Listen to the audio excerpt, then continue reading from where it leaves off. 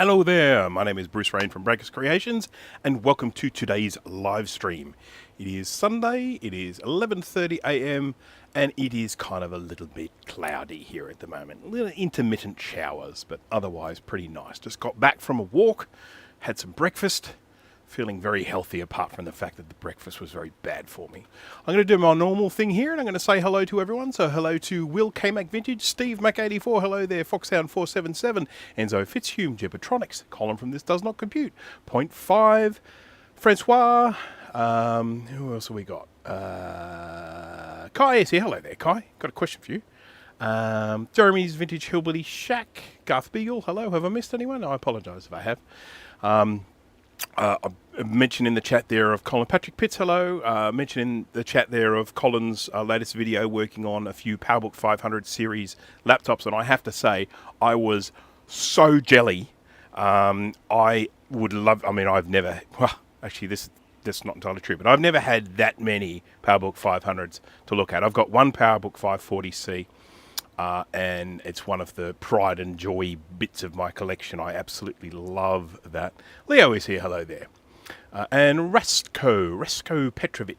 Is it Petrovic or Petrovich? Probably Petrovich, I would think. I'm thinking. Rasko Petrovic, I'm guessing. I mean, I know we've probably had this discussion before. I struggle with people's names all the time.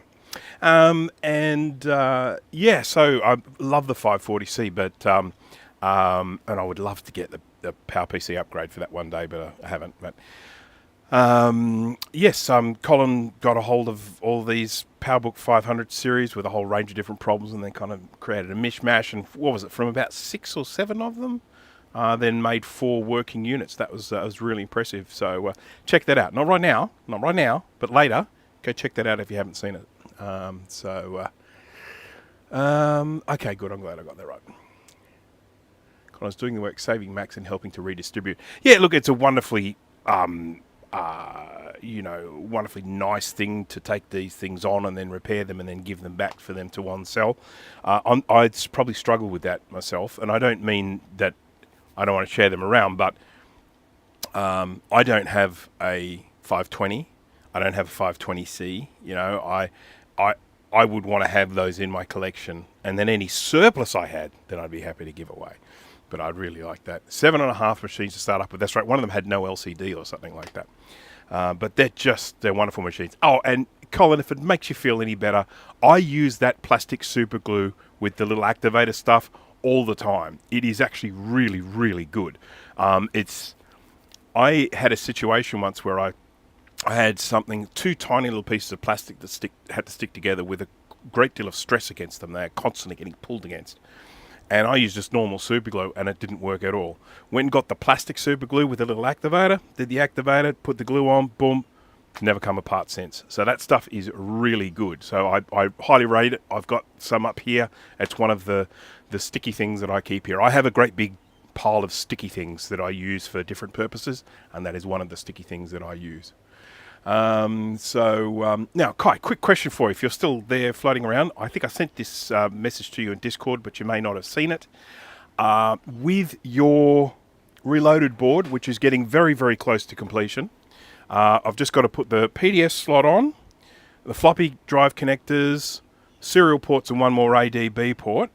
But I just want to check and see what sort of battery holders you want. Did you want to have half AA battery holders and keep it more original, or did you want the 3-volt lithium, what do they call them, coin cell holders? So just let me know which holders you want, and they're the ones I'll put on. But this is getting, I've got to stick that little connector on there as well. But this is getting very close. You got a full complement of new bus slots. Look at that.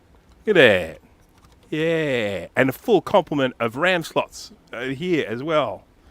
Hooray! Okay, so okay, you want the standard half double? That's sweet. I've got heaps and heaps of those. So awesome.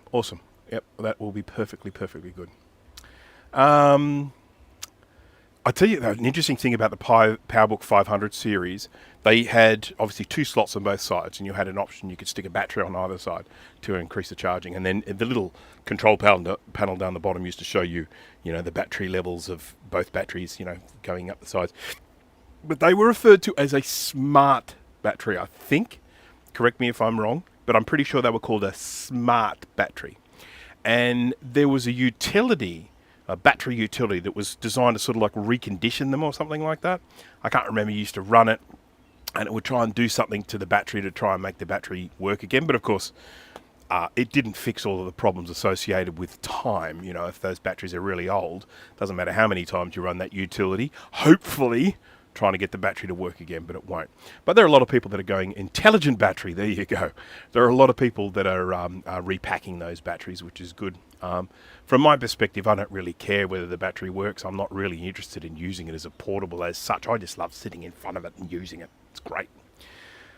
I had 2 540Cs at one stage. I might have even had 3. I picked up a bunch of them really, really cheap. I got them so cheap. This is ages ago. This is before they were worth anything. This is when, like, 540C, it's worth nothing. People weren't collecting them at this stage. This is years and years ago. I guess it was probably maybe early 2000s, late 90s, something like that. And I actually ended up dismantling one and turning it into a digital photo frame. So I built a wooden frame and everything and stuck the LCD to the back of it, had the guts of the computer sitting up behind it so that I could have it running as a digital photo frame. I have no idea where that is now. I don't know if I still have it or if I threw it away or gave it away or what. And then I had another couple more, and I think I gave those away as well, which is just so stupid. But anyhow, I have one now, so that's all fine. All's well that ends well. Enough of all this stuff. I'm going to just quickly talk about what I'm going to be doing today. So I got a friend of mine who gets hold of like computers, and he always sends me a message when he gets Macs. He sends me a photo of the serial number and a photo of the computer, and sometimes if he's had an opportunity to, he'll try and fire them up and see if they work. And then he sort of just sends me pictures and says, are these worth anything? And at that stage I then tell him whether I think they are worth something. Oh, that's interesting. Wonder why that's happening. Sorry, I'm just watching my playback here, and it was just going all jerky. He contacts me, and I sort of look at it and say, well, yeah, okay, that might be worth something, or no, that's not going to be worth much. Just take it to the markets and stick a $50 badge on it or something like that and see how you go. Well, the other day he contacted me, and he had a couple of laptops, and they were in really rough shape, really rough. There was a MacBook Air 13-inch. Didn't really know what spec that was because I couldn't get the serial number off it because it had stickers all over it. It was just covered in stickers, absolutely covered in stickers. I could tell it was the narrower MagSafe 2, so I knew that sort of gave it a bit of dating. But and then there was a MacBook Pro 2011 13-inch. And that was covered in stickers as well, not as many stickers as the MacBook Air, and had a cracked screen. And he said, do you want these? I said, oh, look, mate, if you're happy to part with them, I can probably use them for parts. So I went there and I grabbed them from him, and the MacBook Air, after a very, very long time of removing stickers and cleaning it, it actually came up looking pretty good. There weren't any major dings on the case or anything like that. It has that thing, I don't know if people have seen this with the MacBook Air, I don't know what causes it, where you get a bright spot on the backlight in the shape of the apple. So maybe something was sitting on top of it and it was impacting on the backlight sheet, the thing that the diffuser, the light diffuser. So you end up, when you look at it, when you're looking at something, you don't notice it if there's stuff happening on the screen. But if you're looking at just a bright white background, you can kind of make out the outline of the apple in the backlight. It's like a little glowy bit that's bright. But other than that, it's in pretty good nick. And I think it was a 2013 or 2015, something like that. And so that one actually turned out all right. Then when it came to the 2011, I fired it up. Dead battery, but hard drive works. I installed an operating system on it. It's okay, but it's got a cracked screen. For those who aren't aware, with these 2011 MacBook Pros, if I just go here to top view, this crack here, there's the crack. You can see it. Crack. That's the glass on the front, it's not the LCD. So when I fire this up, the computer is still quite usable, but it just has this whopping great crack in it. Now, I wasn't going to do anything with this. I was just going to turn it into a parts machine. But I was doing an audit of all my laptops the other day, because I was just like, they're all over the place. I've got some tucked in here and some tucked in there, and they're just all everywhere. And so I was like, oh, I want to work out what I've got, see if I can offload some of them, because I just got way too many. And while I was looking, I found this tucked in between two laptops in the cupboard. A brand spanking new, never used MacBook Pro 13-inch glass. And I remember this now. Basically what happened was I bought one, and at the time I was kind of repairing a lot of laptops, so I thought, well, rather than buy one, I'll just buy two. So I bought two, and that's been sitting in the cupboard ever since. Now, why bother repairing a 2011 MacBook Pro? I mean, there's a very good question for you. And ultimately, I've got the glass there. It makes more sense for the glass to be here than in the cupboard in between two laptops. And so I'm just like, I may as well just repair it. And I'll turn it into a live stream. And while we're live streaming, we can actually talk about what fantastic laptops these actually were. You know, in terms of, I mean, when you look at this, if we just go here to the top view, I don't know if that's going to be in focus there. Okay, so we've got our MagSafe there. You've got Ethernet. You've got Firewire 800 there. You've got, what's a Thunderbolt or DisplayPort? I mean, I don't know. Is it called a Thunderbolt or was it just a DisplayPort? I'm not sure. 2 USB ports, an SD card slot, a headphone socket, you know, battery charge light there, and then we've got a CD-ROM drive on this. Wow, look at the ding in that. Wow. Why bother fixing it? I don't know, because I like it. And you know, these were really good, and because the way they were made is fantastic as well in terms of dismantling them. They were very easy to pull apart and repair. So I just, you know, I just would rather this would be a working laptop than a not working laptop, and I'll probably try and give it away. Yeah, twice as many ports as today's laptops. This is very true. And look, Apple have kind of learned from that lesson. The laptops you buy today have a lot more I/O than the ones a few years ago. They brought MagSafe back. I think, you know, they brought SD card slots back. You know, they're a lot more practical and functional, I think. So just got to check the chat because I've been waffling on here for ages. I had a 540C back in the mid-90s. It was my first portable. The dual batteries were awesome. Were awesome. Yes, I would agree with you 100% with that, Garth.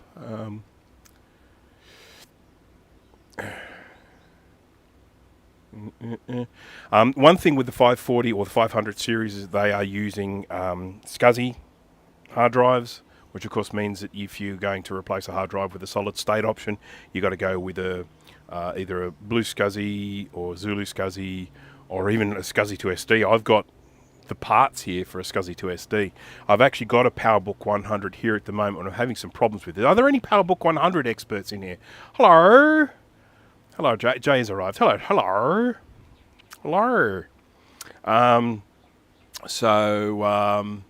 Yeah, if there are any PowerBook 100 experts, I'd really like to ask you a question, because I need to know whether there is a fault here or whether it is just an indication of age with this PowerBook 100 I have here.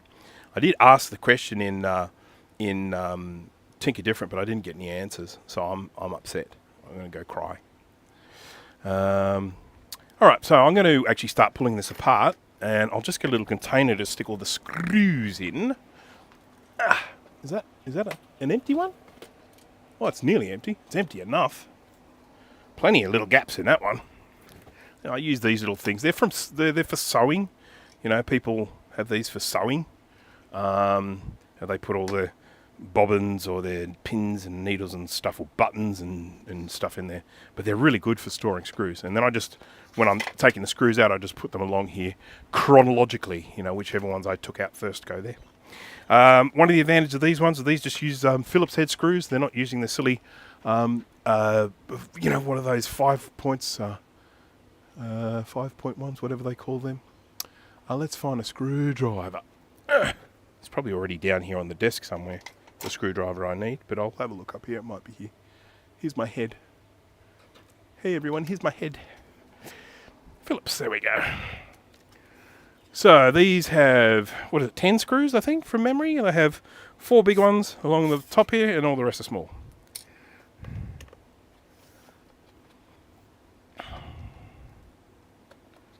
One of the, I guess, probably design flaws, one of the things that I don't like about the unibody MacBook Pros are the little feet. They are very prone to getting damaged and falling out and deteriorating. Hey, I lied. It's 3 big ones. That's a little one.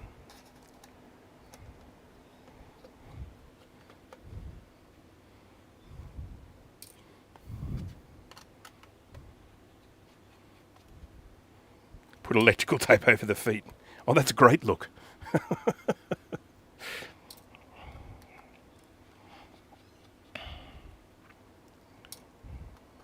So I did a little audit of all the laptops that I have.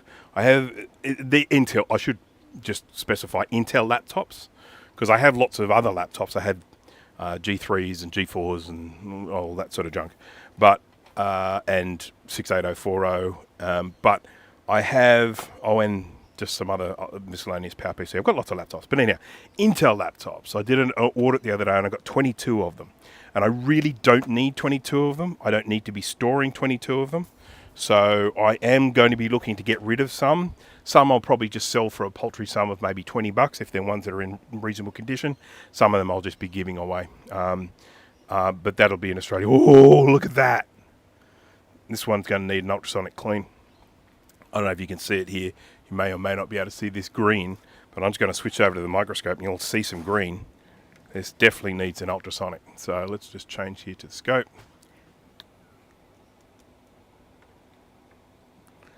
Look at that. That's obviously not super important stuff here because I suspect, well, that cap there looks like it's a goner. Look at it. And you know what has done that? This here, this piece of dust right here. This piece of dust has absorbed moisture, it's held it there, the moisture has then caused corrosion. So that this has basically been damaged by dust. Yes, it's very real. There's some burning there as well by the looks of it. It's amazing this thing still works, but it does. Hey caramba. So anyhow, what I'll probably do with this is, I will pop this into the ultrasonic. I will probably replace this cap here. Just this one there. I think the other ones will just clean up okay, but this one I feel like it would be a disservice not to replace it. And then after a good clean, that should be okay. Ultrasonic will get into all the nooks and crannies. Just having a look. I didn't expect that because this thing works. It fires up. Would I be willing to ship a MacBook to the USA if shipping was covered? Yeah, I could do that. What sort of laptop are you after? I should actually share the list so that people can have a look and see what I'm not trying to offload. I wonder if that is the reason why the battery's not charging. Maybe, I don't know, I haven't seen the circuit. This is a 820, oh god, bloody eyes. Has anyone got any eyes they could loan me? Here we go, I'm going to put my special goggles on. So, for anyone who isn't familiar with these special glasses I got made up, I got these bifocals made up a while ago, and this outer part is the correct magnification for me to see the screen, and then this little part here is 3 times magnification. So that it allows me to get my old eyes and look at this here. This is an 820-2936 board. I do have schematics and board views of that, and I think I've even got some spare boards, so I'll be able to find some replacement components. I'll have to hunt for them because I'm not particularly organised with my storage of stuff. Boost regulator circuit. Sounds important, but isn't. Okay. You think it would have anything to do with the battery not charging? And at the moment, it just says the battery is bad. And there's a very good chance the battery is bad. But, yeah.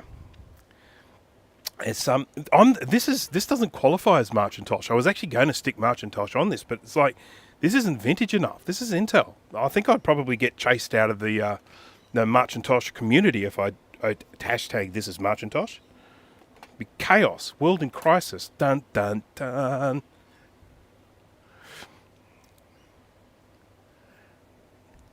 Yeah, I mean, if the crud was floating, here, around there, I'm pretty sure that's the SMC. That would be bad, or is that the SMC? I think that's the SMC. Yeah, that's the SMC. So if it was around there, we'd be looking at a bit of strife. If it was around the display connector, we'd be looking at some strife. So I think all things considered, we're pretty lucky with that. But as I say, I mean, I am definitely going to replace that. I can't help myself. Battery is booked and has been removed before. That should be stuck down, but ain't. The right is PB bus. Yes, okay.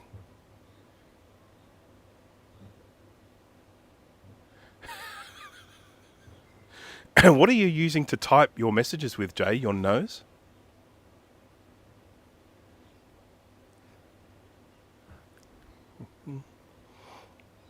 Your power's on. Huh? What? Bruce, your power's on.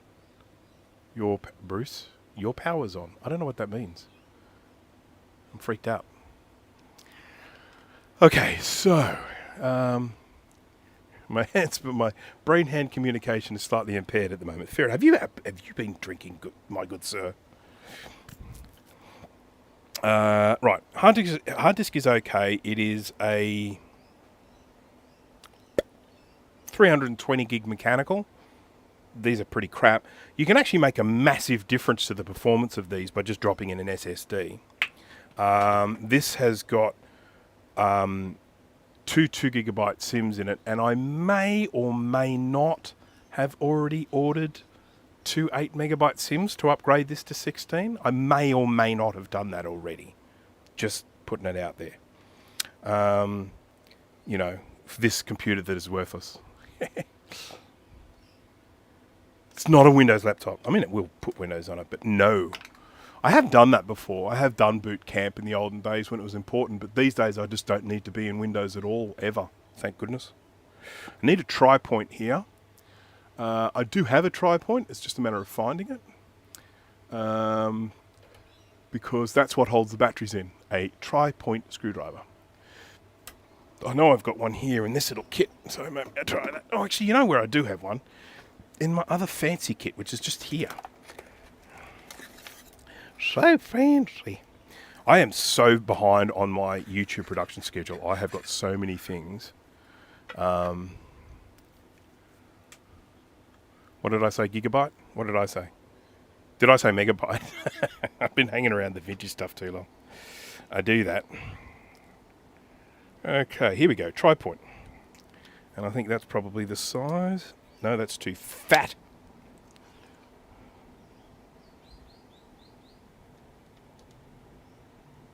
That's a decent fit. Cool. So I get rid of this battery. I have a whole stack of batteries, but they're all of varying age. They're not like all brand new or anything like that. So I'll try and find the best one I can to at least make it so I can hold a charge for a bit. So, I'm doing some research for a show that I'm going to be doing. Oh, actually, I should actually mention, Startup Disk is full. We did another episode last weekend. That's why I didn't do a live stream. So, for those that aren't aware, Startup Disk Full is another channel that I participate in. And it is a tech chat show. I do it with Jay and Dana. And in not the last episode, but the episode before, Steve was a guest on that one as well, as we talked about digital archiving. We had a really long break from the show for a whole variety of reasons, but we're back and we're going to be trying to release some regular content on that show. And as I say, so the channel is called Startup Disk is Full. And anyhow, we recorded a show the other day. We did it on software updates. Not necessarily the most interesting of subjects, but we wanted to ease into it. You know, we'd been away for a long time, so we ease into it with software updates, stuff that we can just talk about without necessarily having to do a lot of research. But anyhow, we're doing another show coming up, and as part of that, I would like, if anyone can answer this question in the chat, because I'm doing a little bit of research for the show, can someone please tell me why Windows Vista was so universally despised? I would like an answer to that, please. Okay, let's continue dismantleizing. This has got to come out because I need to get to the connectors to get this screen off. So this here, which I think is part of the Wi-Fi, I think that's the Wi-Fi unit there. So that's the Wi-Fi thing that plugs into the board there. And there's a speaker there as well. And there's a bit of corrosion on that screw. Nice.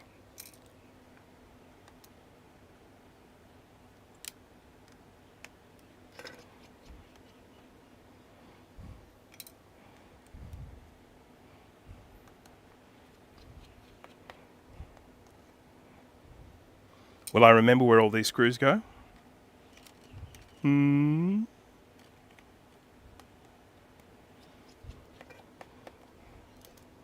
Maybe. Maybe not. Well, at least I'm making a YouTube video, so probably remember there. There's a lot of corrosion on this. I feel like I got to this just in the nick of time in terms of rescuing it. Don't ever tear off the plugs of these. It's a nightmare putting them back on. It's so much of a nightmare that I'm not even sure I would bother. That here is the plug for, I think it's for the camera. Yeah. Oh, come out, you thing with the stuff. I need my glasses again, my goggles.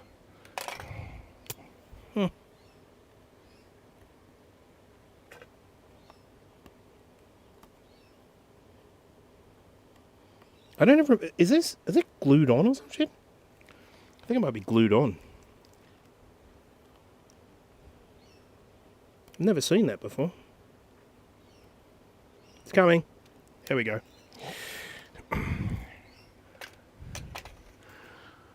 Jared, hello there. Eric Sedge, hello there.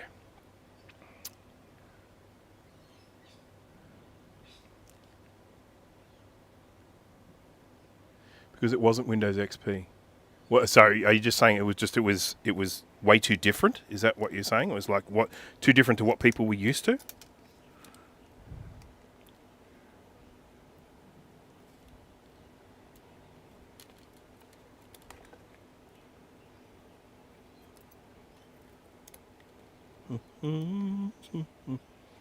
Okay, you coming out? Hey, little sucker, gotcha. Oh, and then we've got another plug here. This one is, that's, I don't know, maybe microphone or something? What's that going to? Where is that going? Oh no, that's a speaker, I guess, yeah. So that's going to the other speaker. Okay, fair enough. It's a weird place for the speaker just there, isn't it? Don't you reckon? Excuse me, sorry, I burped. Oops, I burped. Okay. Then I'm going to take this little guy out. This one I believe has 2 screws. 2 screws. I just had a big breakfast before I sat down here, so that's why. That's why I burped.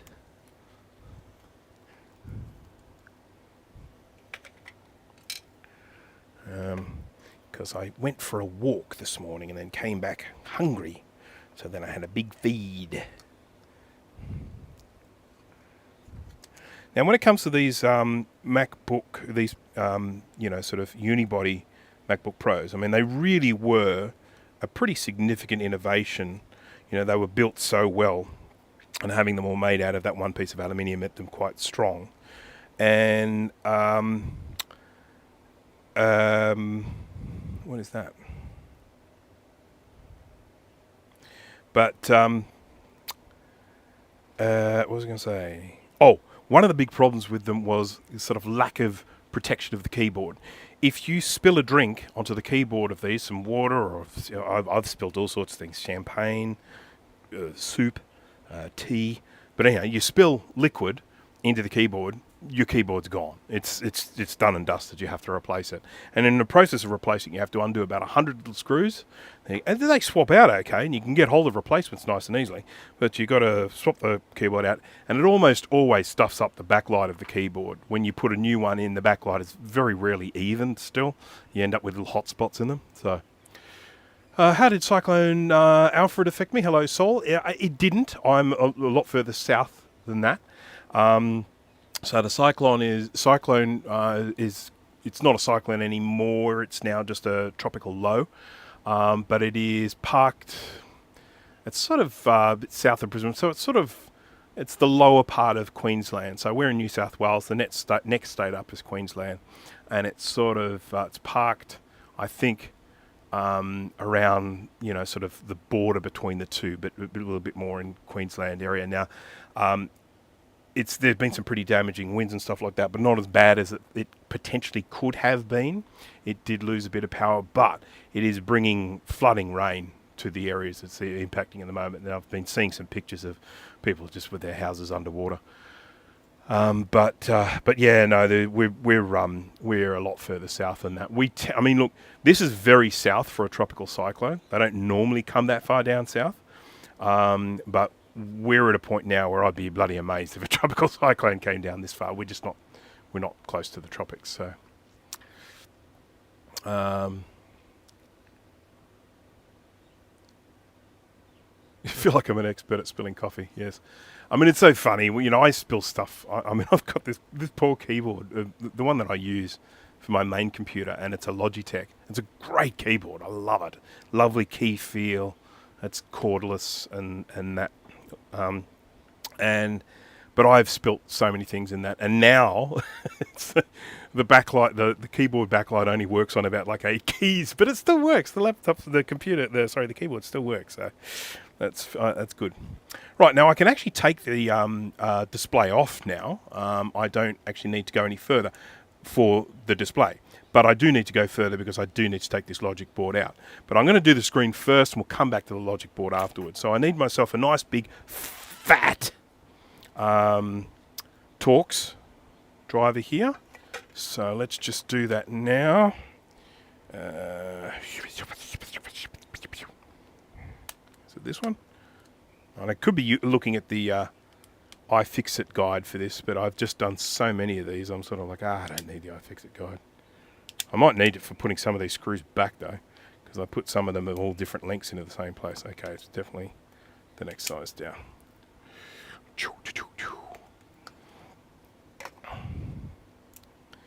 But ultimately, tropical cyclones are not supposed to come down as low as this one did. So, and of course the media have been having a field day over here. They're just doing like rolling coverage. And they've been doing it for days. I mean, even before the cyclone arrived, they were doing rolling coverage. And they basically just spend all this time crossing to people going, crossing out to a reporter standing on the beach going, so what will the impact of the cyclone be on that particular beach? Well, if it hits landfall here, we could see this and we could see that. So they basically just spent days and days talking about what might happen. But that's media, what are you going to do? This for the young people out there, this is a CD-ROM drive or DVD-ROM. They don't have those in laptops anymore, well, certainly not Apple ones.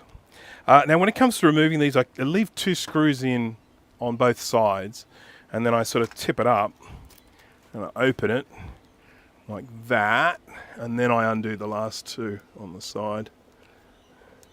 If you don't open it, try and open it after they're unscrewed, it gets a little bit tricky.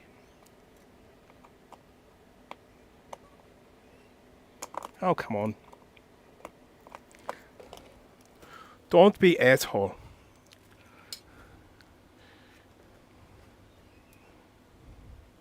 Oh yeah, I mean, you know, back in the olden days, they used to just report on what the weather was doing, but nowadays you've got to have someone standing in it. You can't possibly have, you know, terrible weather conditions without some poor reporter standing in it. Poor bastards. I just want to go home. Why do I have to stand here? There we go. All right, so we've now got two parts. Got this part and this part. So this part can just park for the moment, because this is the part we're interested in. This is the bit with the broken glass. You can actually see the glass broken quite well here. Look at that. This is really dangerous too, by the way. So if anyone is actually planning to use this, what I'm doing here, as a guide on how to replace the glass, just be warned that this is glass. It's not like some sort of special Apple glass that doesn't cut you. This stuff can really cut you. So just be courteous. That's phonetically spelling cautious. Right. I've got some masking tape here, and I'm just going to plonk this on here to try and keep it together. I can tell you, when you're removing this glass, when it's not cracked, it's actually remarkably easy to do. Now, why would you remove it if it wasn't cracked? Well, you wouldn't. So that's kind of a pointless thing. But once it's got a crack in it, when you start trying to remove them, they just crack more and more and more and more. And then you end up sometimes just having to pull these off in just like little pieces. Nightmare. I'm sure you would have done a stack of these, Jay, if you're still in the chat, because Jay used to do a lot of repairs on these sorts of laptops. Now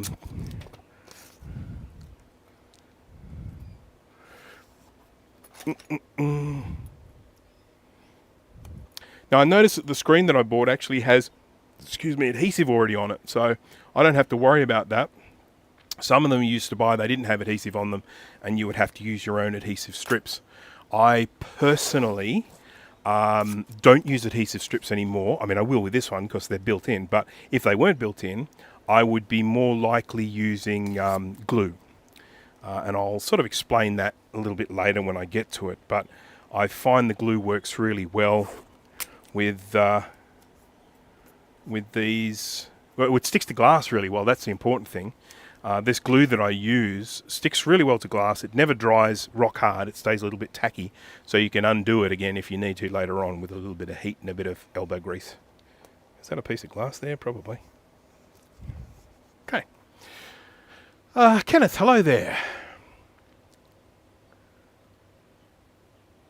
I blame Dan Rather for reporting from the middle of storms. Okay. I've heard the name, Dan Rather. I've heard it in... of course, we would pronounce that Dan Rather. Him reporting in, you know, I've heard him mentioned in popular culture stuff, you know. Right, so I'm using my hot air station here, but I'm going to lower the temp a little bit because I don't really need 400 degrees here. Let's bring it down to, I don't know, 250, something like that. No, 240. And what I'm going to do is I'm just going to heat around here. You don't want to apply too much heat, otherwise you end up melting this little rubber strip, which I'll probably do anyway, but I really don't give a shit. And then, yep, full crank with the heat. And we just want to try and soften up the adhesive that's holding the screen on, and we want to do it in a way where we're not hurting anything. I'm probably just going to focus on like this corner maybe first, and then just try and get that up. But this screen is going to just break into squazillions of pieces. Fixer 69, hello there. Tip is 40 degrees Fahrenheit. I'm not sure what that is, but it sounds like it's probably cold. 40 degrees C, that's bloody hot.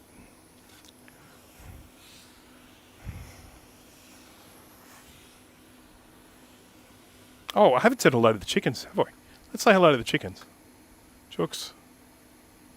Chooks. Oh, hello to the pigeons. Well, there's one chicken there. We've got one sick one at the moment. I'll have to go check on her a little bit later on. She's got a thing called a sour crop. which requires a little bit of care.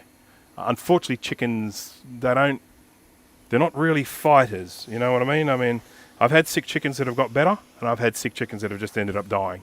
And it's just kind of a flip of a coin. You can do what you can, but you know, it's not like I'm going to take one to the vet.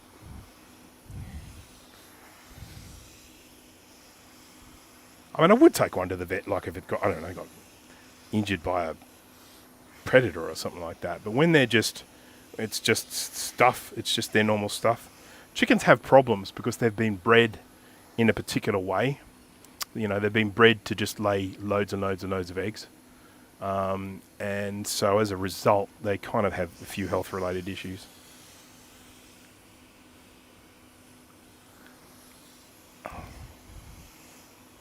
I can spin that camera around now. If I have a spare hand later on, I can actually move the camera around to see if we can find some more chickens.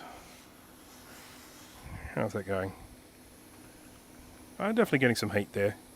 A little bit more. I'm going at a heat here where I can see the rubber strip around the outside is getting a little glossy, but it's not actually melting, so that's good. And then I can try and lift some of this up, and you know what's going to happen, don't you? It's going to crack. It's going to go crack. Crack.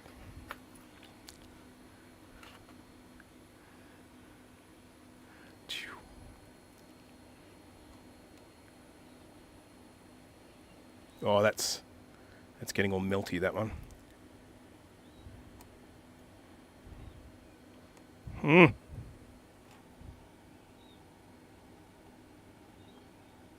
Oh, look at this. The rubber strip around the outside is in really poor shape. When I press down on it, it's just cracking. That's just with age.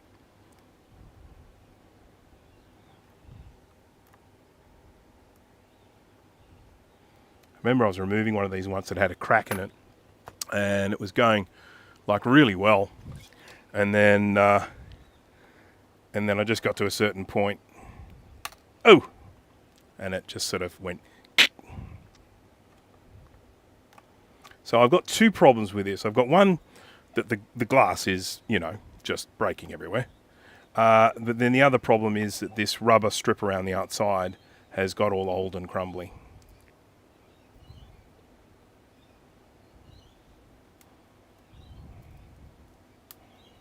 Yeah, this is going to be a nightmare.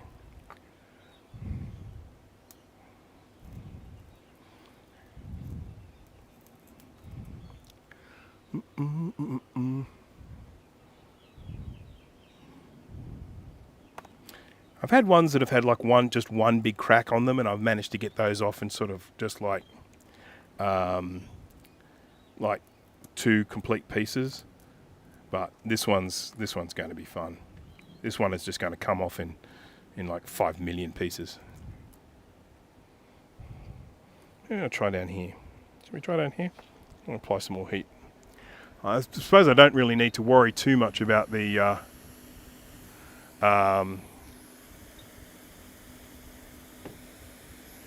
rubber strip melting, do I? Because it's shit.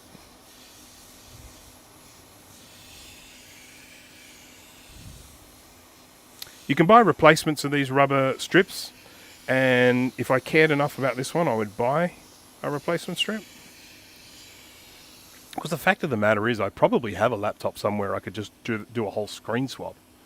So I've got so many. There's one right here.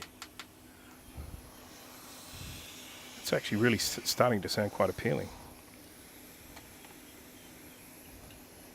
We'll just see how bad this one gets, eh?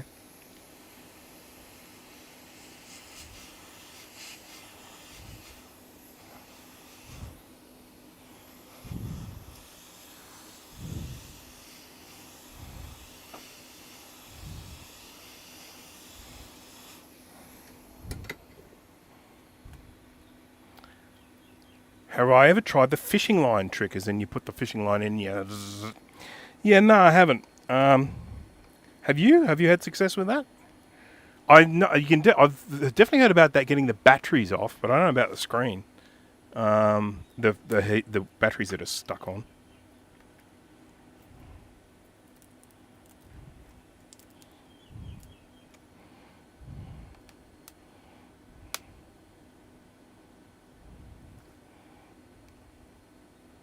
God, you can see this glass bending as I stick this thing in. I'm going to do my best not to cut myself while I do this.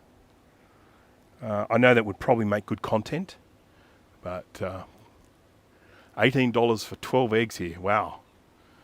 Grow my own chickens.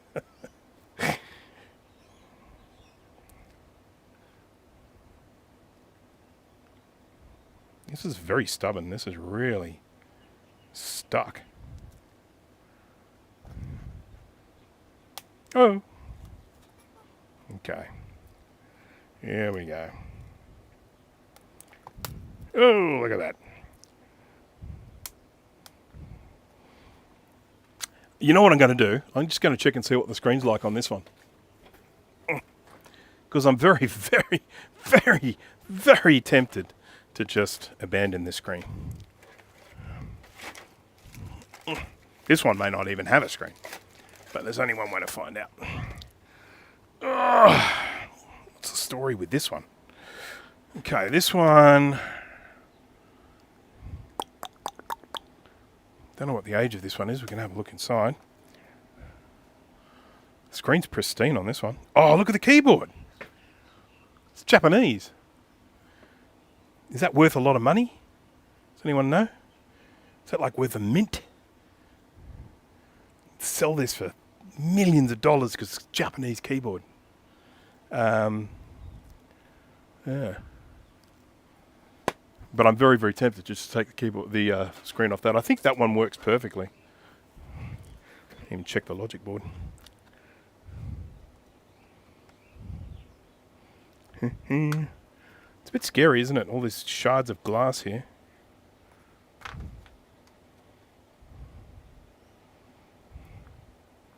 I blame Steve Jobs.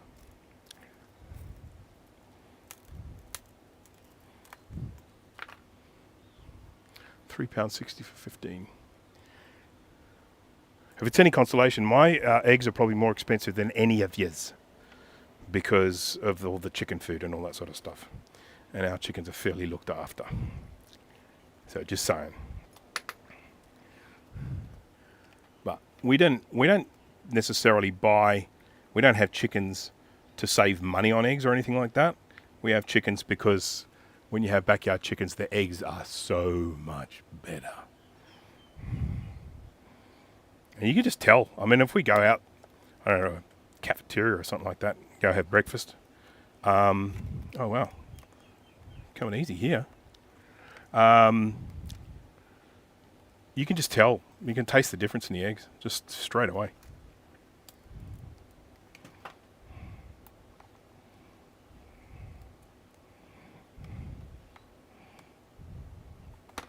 Stick some more tape on this, you know.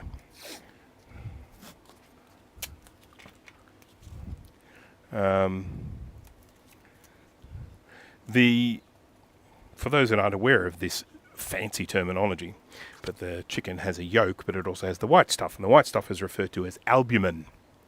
And if you're someone who likes poached eggs, and I am someone who likes poached eggs, you will go in and you'll watch all sorts of videos of people telling you the right way to make a poached egg. You get the water. Some people use a saucepan.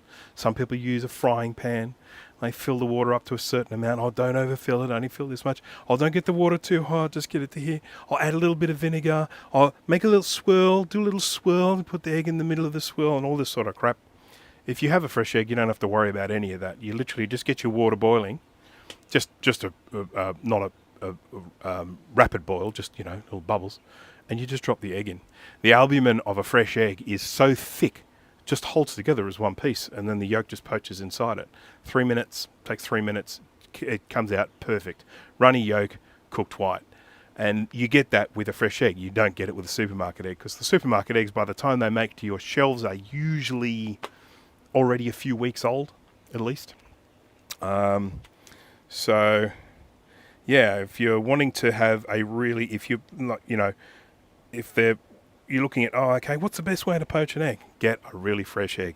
Find someone who's got chickens in your area or something that's selling eggs, and go and do that. Get them really fresh.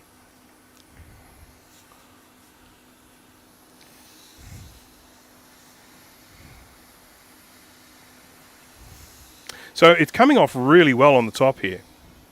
So I might try from this corner and work in, and then we're just going to pluck it all off a bit at a time. So it's not easy, it's not fun, it's not great, it's not good.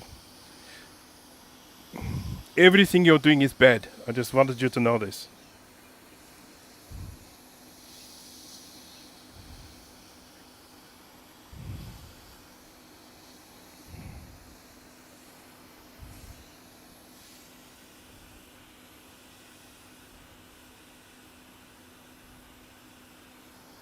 Had a really hard time getting rid of an MVP with a check keyboard. Yeah.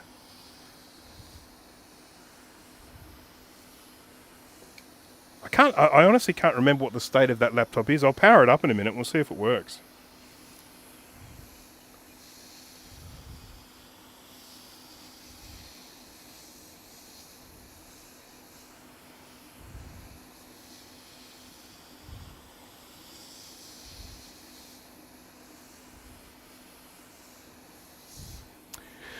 I do actually love working on these MacBook Pros, I have to tell you.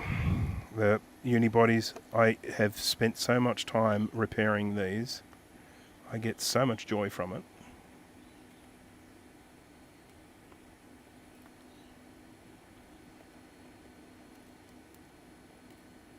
And of course the other great thing is so many of these, the schematics and board views are available. So you got all the stuff you need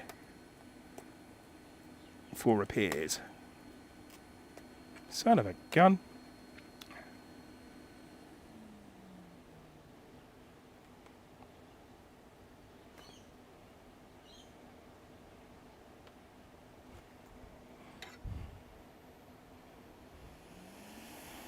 I definitely think the older these get, the harder they get to remove. I think the glue probably gets more sticky with age. Because I've removed a lot of these and they definitely came off easier than this.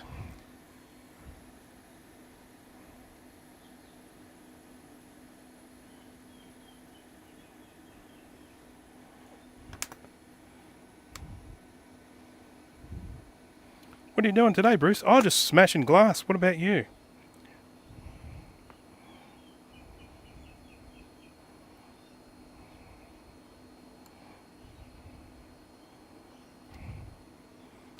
I want to change this to my right hand because I am not left-handed. And I feel like if I am not in complete control, I could do myself a mischief. We're losing a lot of our little black rubbery stuff, aren't we?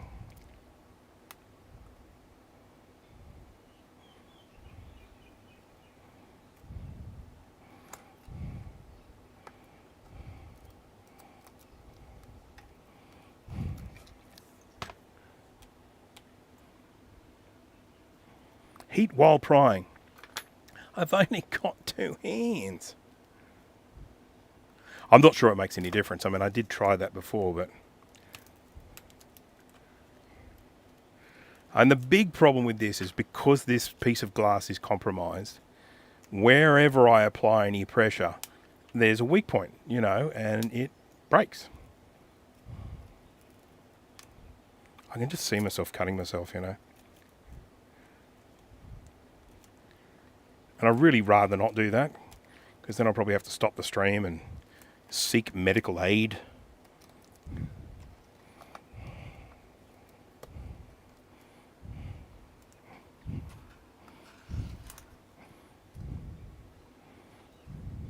Hey.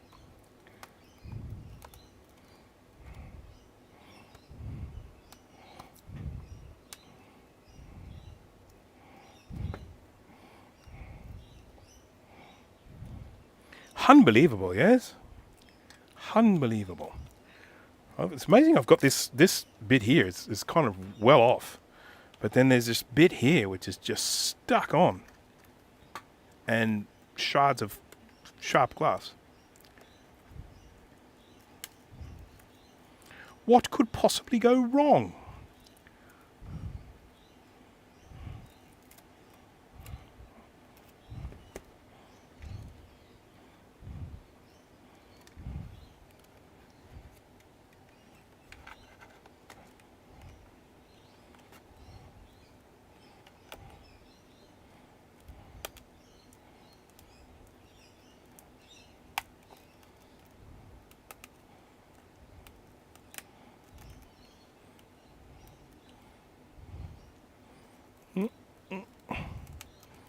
just want this bit to go. Just give up. Come on. Don't be such a dick. Do you have a laptop-sized suction cup? I have a suction cup. I wouldn't really call it laptop-sized, though. Okay. We're making some progress here, peoples. I mean, it's not great progress, but in comparison to where I've been, it's progress.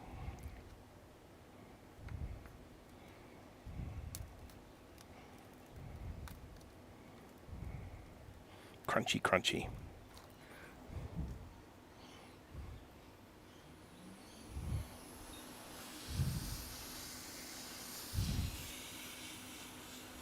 It's Vevor. Janusz.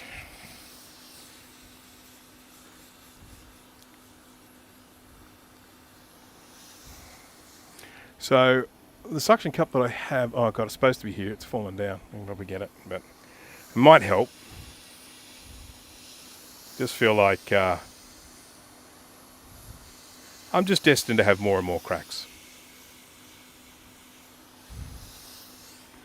Where is my suction cup? I normally keep it just here.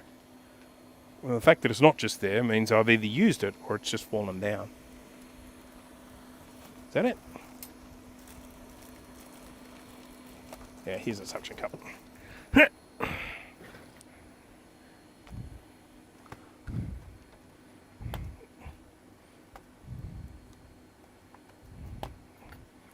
It's not cupping. It's not suctioning.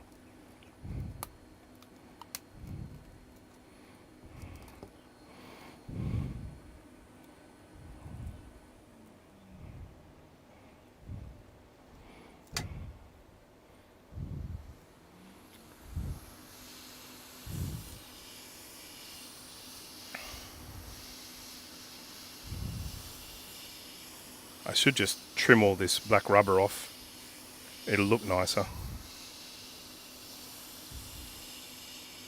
I'm very tempted with this one when I do get this glass off to actually just strip all the black rubber off and buy a new black rubber to put on it, because then at least, you know, it'll look a lot nicer. Because I don't have to do all of this straight away, because I have that screen that I was just looking at before.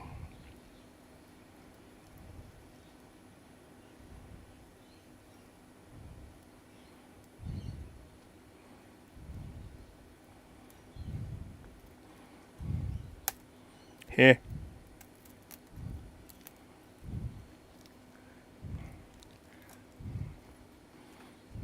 This is not very fun.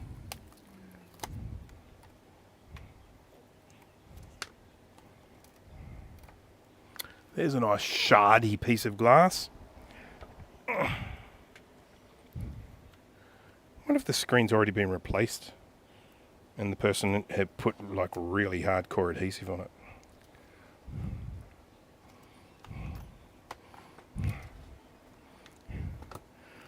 Impressive.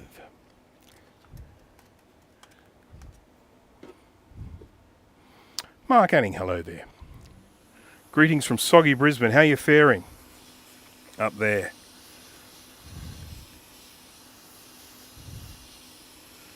And I feel like things could have been a lot worse, but you're still getting a shit ton of rain.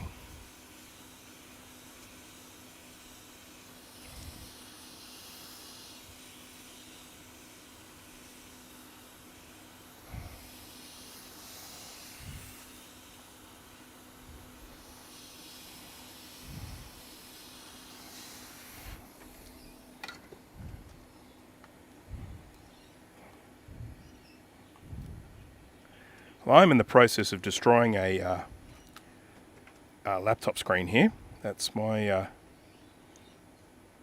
my purpose in life today.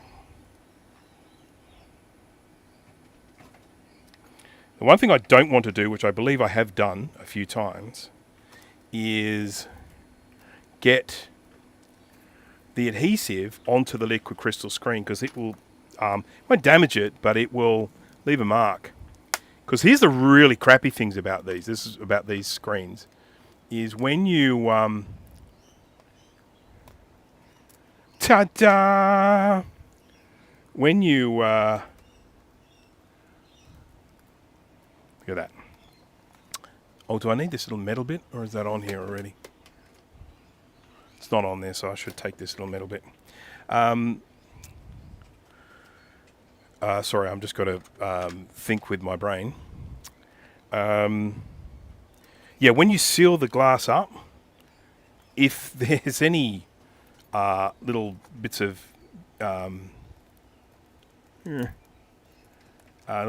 dust or anything in there, you're sealing it in. You know, that's there for good. Otherwise, you have to go through all this again, which of course is not a lot of fun.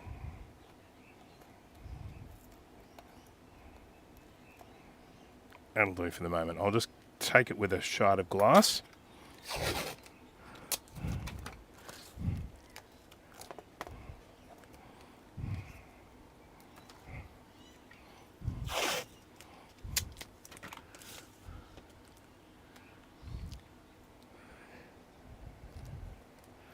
I just, I don't know, this doesn't look, it might be, I'm just not sure if this tape on here is original. I think it might have been, this might have already been replaced once, possibly. I'm just going to get a bit more tape on this so it doesn't cut through a garbage bin bag. Or as my American friends would say, a trash bag. Trash. I'm not going to stick that in the bin at the moment, actually. So I've still got a few bits, but they'll be a lot easier to, I guess, pry off.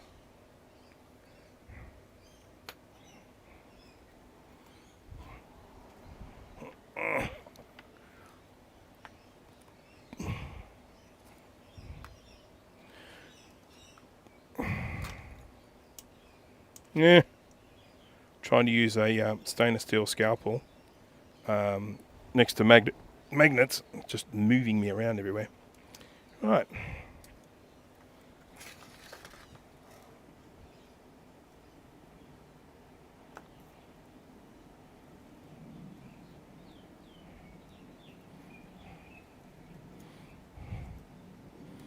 Where's my... I've got those tweezers that are quite good at this. Here we go. So I do not want to cut myself.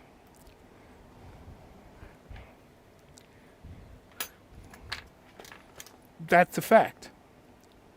So this is ground zero right here for the damage that has happened to this laptop. So something has hit right there. And that's where the crack has happened.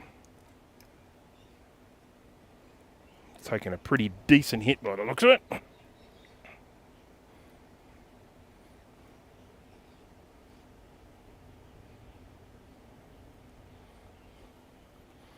And so, yeah, we've got this little rubber thing around the outside here, and I'm very tempted just to strip it off and buy a replacement, because you can get those.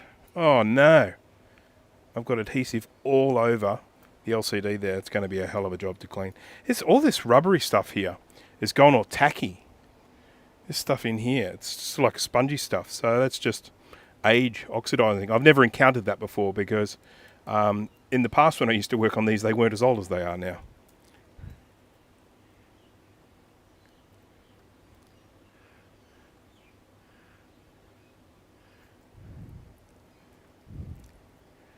I'm not quite sure why, you know, the UK say garbage and Americans say trash. I'm not sure how that ended up happening. Same with sort of sidewalk. Always wondered about that. It's the same thing. It's the same thing. We all speak the same language, but we call them a different thing. We call it a footpath. Right. Now, what's the story with getting this little black strip out? Will he come out easily? No, he won't. Okay, so we've got the glass off. All right. I was going to stick a new glass on. Oh, look at all the insects up there. Yuck. I was going to stick the new glass on, but I'm not going to now. Because I think I do want to actually replace the black rubber grommet type thing here and make it a bit prettier. As long as they're not too expensive. If they're too expensive, then stuff it.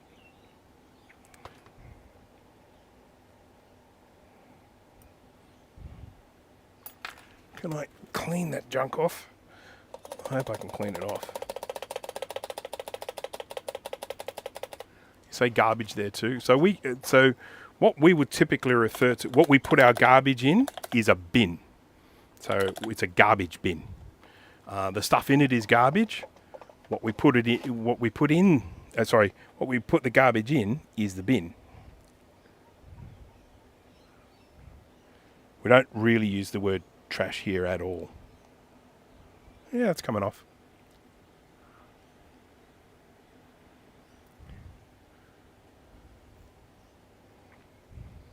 Yeah, so that adhesive stuff just coming off with a bit of isopropyl alcohol there. So no real problem.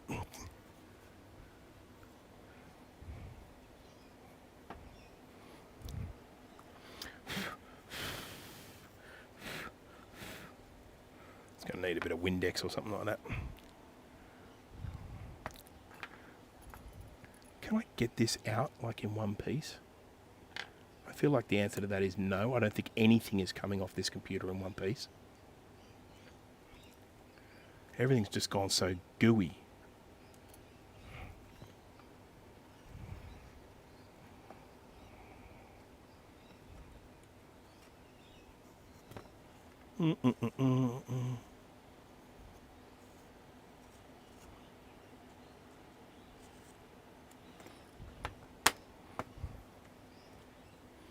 Gooey.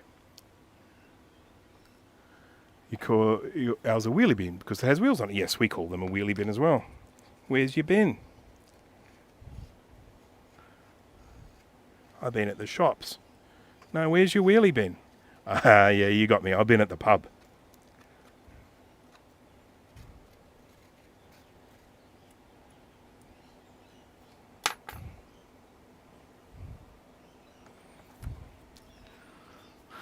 Okay, all right. So there is our glassless screen. It obviously needs a lot of cleaning before I would replace the glass all over the place. So that's a job in itself. I'm not necessarily going to do that now. But what I am going to do is have a look at this laptop that I've had floating up here to see what condition it's in and whether we can just raid the screen. We might even raid the logic board if it's faster than this one. We'll see. What do I need? I need a MagSafe connector. I know, I've got one here somewhere. Floating around. Let's move glass. There's good glass with bad glass. It's here. I know it's here. Just got to look for the wire. It'll be here somewhere.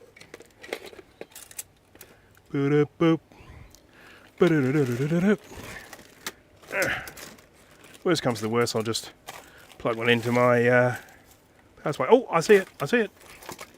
Oh no, that's a mouse cable. Trick me there, you sneaky mouse. Whoa. Alright, here I've got one that I can just plug into my power supply. Can anyone remember what the voltage is on these power supplies? I think it's 16 volts. Was it 13 volts? 16 is what pops into my head. I can't remember if that's true or not. Oh, that's a MagSafe 2. That's no use to me. I need a MagSafe 1. Let's put him away.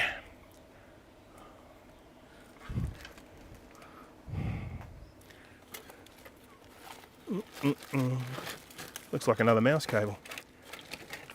I know I have a MagSafe cable here on the desk and it's plugged in. So all I have to do is find the cable and plug it into the computer and then we're in business. I might have to trace it back to the source. I'll go right to the source and I'll ask the horse. There it is. Okay, so follow it here.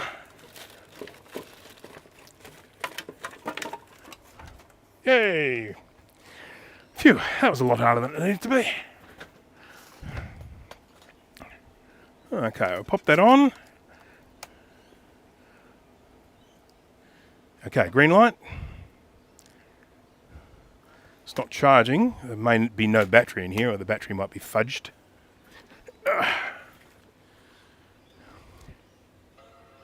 Oh, it started. Oh, an orange light, so it's charging, and it booted. Okay, whoop. What happened? Oh, I knocked the power out by the looks of it when I opened the screen. That's easy fixed.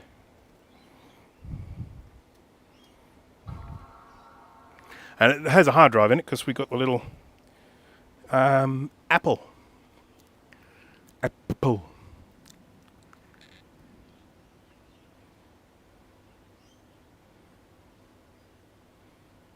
I haven't seen Quicksilver Oz here, Mark, so yeah.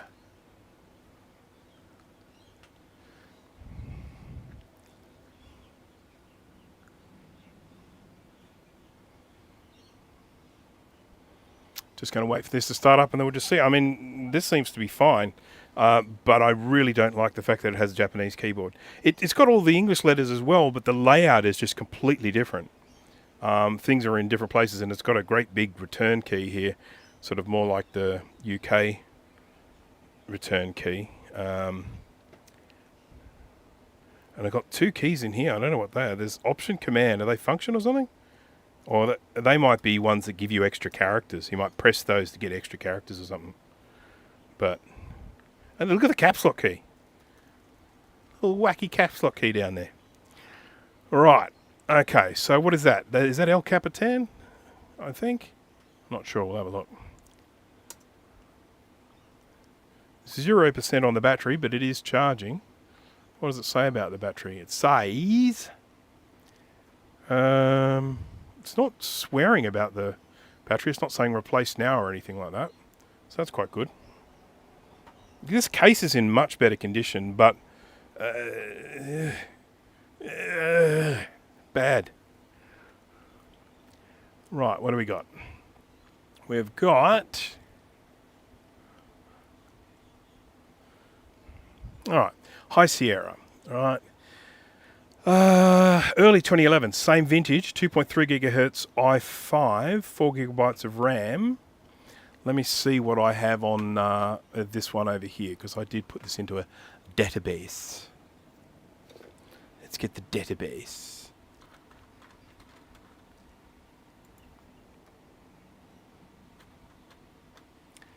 Laptops. I've got two of those 15-inch 2011 laptops. Oh, hang on, that's not right. Laptops. With a dead GPU. I've got two of them. You know, I mean, what are you going to do? Okay, cracked screen glass. Battery dead. That one is a 2.3 i5. They've got exactly the same logic board in them. Identical. So I'm inclined just to take the screen off this and put it on that. Even though the chassis is a little bit yucky. Can I find one with a better chassis? In my 13-inch range. Crack screen, yeah, okay, cool. Late 2011 13-inch 2.4. I've got a 2.4. Oh, that one works beautifully by the looks of things. This is a 2.3 gigahertz. Yeah, okay. All right. Okay, well, I'm going to just take the screen from this and stick it on the other one because of the wonderful things he does. This logic board is probably in better condition, so I might even swap the logic boards out.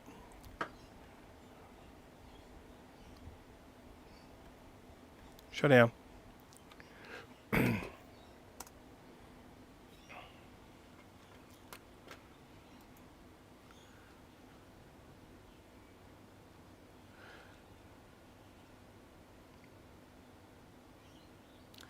2011 Pro, as in MacBook Pro, for a few years until the motherboard developed cracked solder joints. That's around the RAM slot, isn't it? And was it the 20? I remember hearing there was a fault with one of the MacBook Pro models that meant that the pins for the RAM slots, they used to actually come away from the logic board. Thankfully, all those sorts of things are repairable. But so look at that. Beautiful. Oh, this one's got a 500 gig Western Digital in it as well. That's a little bit better. So the bottom case on this is in good condition, but it's got the wrong sort of keyboard on it. So I can't really use it. But I'm going to probably raid just about everything else from this one. I'm going to take this, this, this, and this. This I'm going to take as well because this one is not in as bad a condition as that other one. So that's all going to come out and we're going to drop that into the other one. And then what I also have to do, is see if I can do a little bit of panel beating on this other one. Because he's got a...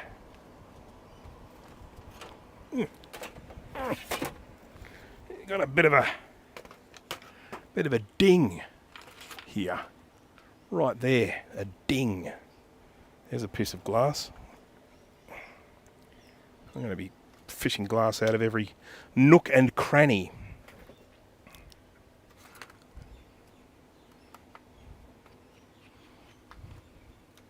Laptop indeed.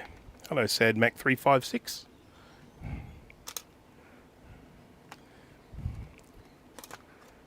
Right, let's just move that out of the way. I'm just going to get something to try and bend that out a bit. Excuse me.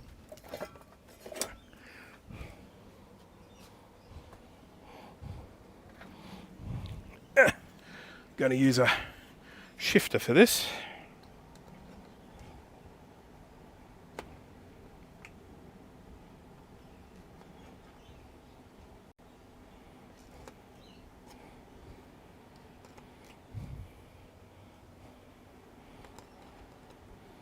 Oh, got a spider.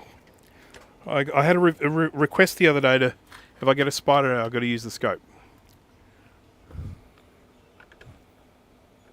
There he is. Come on. Stay. Oh, he's zipping away too fast. Sorry. He won't stay still. I blame myself.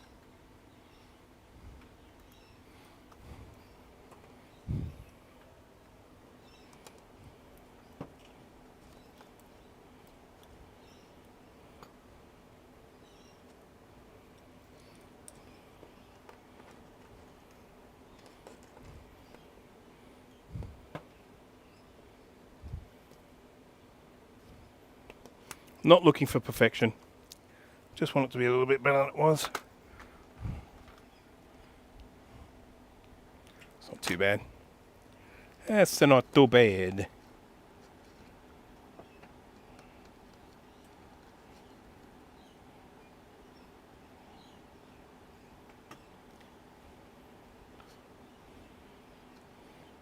Okay, that'll do. I'm fine with that. I'm fine with that now. I'm fine now. How are you? I'm cool with spiders. They eat ants. I'm cool with ants. They eat termites. I got bitten by an ant today. When I was doing my walk, I was just walking along and I was like, what's that? What's that? And I looked down and there's this ant just right here. Just biting, just really getting into me. And I'm like, what are you doing? The hell are you doing? I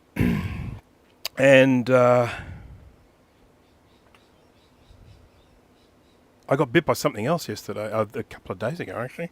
Got a huge red rash here, 2 bites, one here and one here. I'm in Australia, you know, you're going to get bitten by stuff at some stage. I think it was probably a white-tailed spider because they hang out in laundry. They hang out in clothes. And I think this happened when I put a shirt on. And I think the spider was in the shirt. So, not good. Ouchies. TR6, how's that? I think this is, yeah, that works. Alright, so we're going to get the logic board out of this one. If anyone's just joining, it was my intention, so this laptop, it's an old one and everything, but it does work, and so I was kind of feeling like I wanted to get it working. But it had a cracked screen, and I had a spare replacement glass, so I thought, okay, I'll take the old glass off and put this new one on. I had a lot of problem getting the glass off because it just kept falling apart, and the glue was really gluey, and then the little rubber grommet thing around the outside just kept falling apart. So I am thinking that I will probably try and replace that rubber grommet thing. Maybe.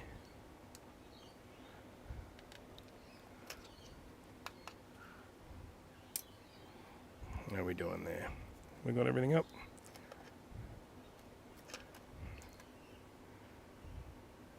What have I forgotten? That's okay. Is it just the stuff that's stuck on the underside? Oh, another bloody screw on the fan. Sorry, everyone. It has been a while since I pulled one of these apart.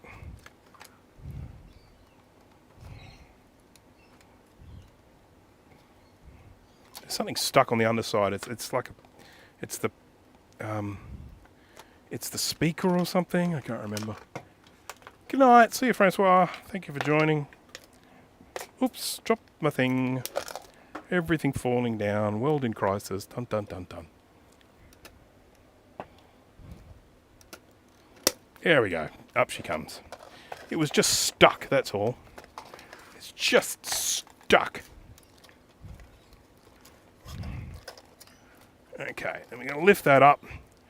Yeah, that's where it was stuck. It was stuck there. So what's happened is the heat from the CPU has made this, what do you call this? What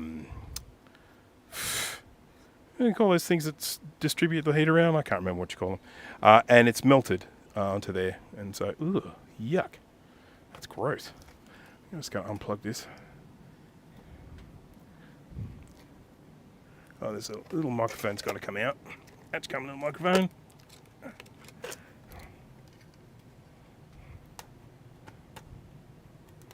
Okay, now comes the power. And then let's just pop this little microphone out.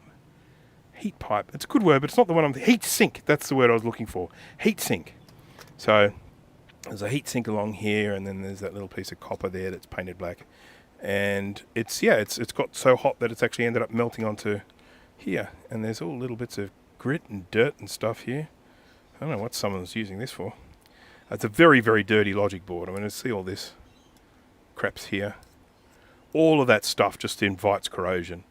I for the laptops that I use regularly, I do routine maintenance on them, and that can just be as simple as taking the back off and hitting them with an air jet, just an air compressor, just get all the dust out of them, because that dust can destroy computers, just completely and totally make them not work anymore. I'd ask if it's fixed yet. Well, it was never really broken. I mean, apart from the glass on the screen. And I can't really fix that. I can only replace it.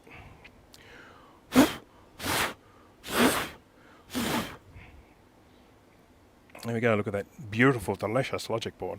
So I'm going to replace that with a logic board from the other one. But this one is okay, but it just needs a clean.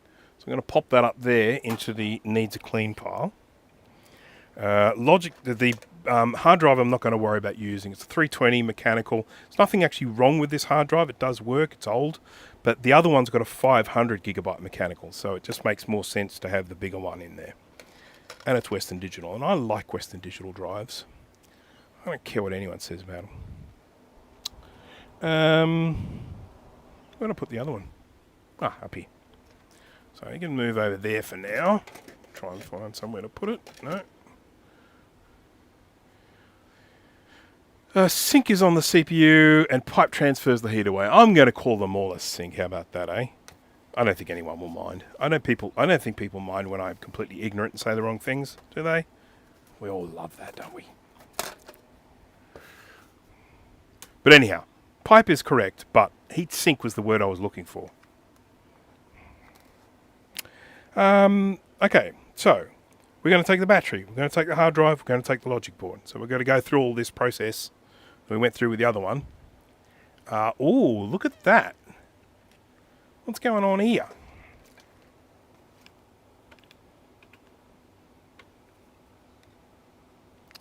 That, my friends, is conformal coating. You can't see it. You can't see it. Sorry, the screen is so blue. Had a power outage. The white balance is wrong. I can fix it, but I'm probably not going to spend that much time on that. We'll see. So yeah, I've got some conformal coating here, so I've clearly done something around here at some stage, unless I was just testing conformal coating, which is possible. I wouldn't put that past me. Yeah. Anywho,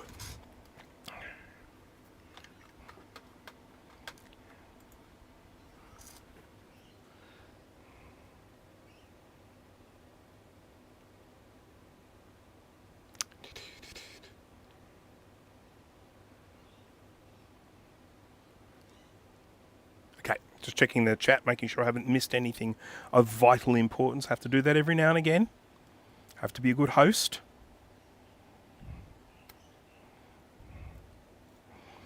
What are we going to do first? I feel like the battery should probably come off first. That's a prudent thing to do.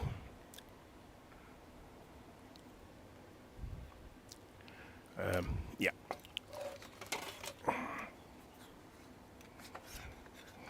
It is a very safe way of working to disconnect the battery first. So if you accidentally touch two pins together on the logic board, you're not meant to. You don't fry it by accident. This battery looks in good condition.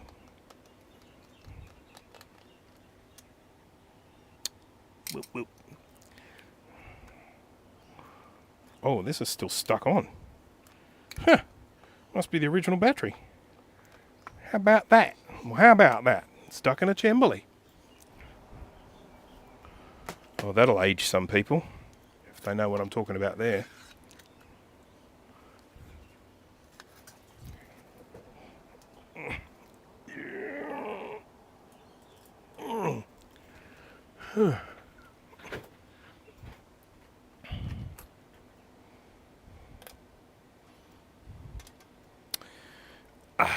Yes.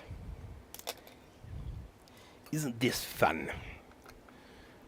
I feel sort of... I'll put the 320 into this one, just so that it's there. That can come out. Where did I put the 320? I was holding it. And I was going to put it somewhere, and then I decided, no, I won't put it there, I'll put it here.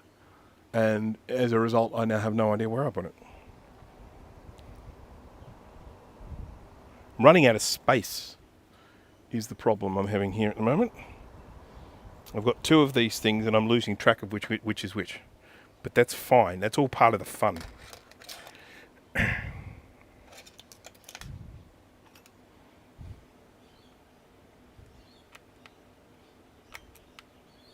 That's the wrong sort of screwdriver. Make no mistake.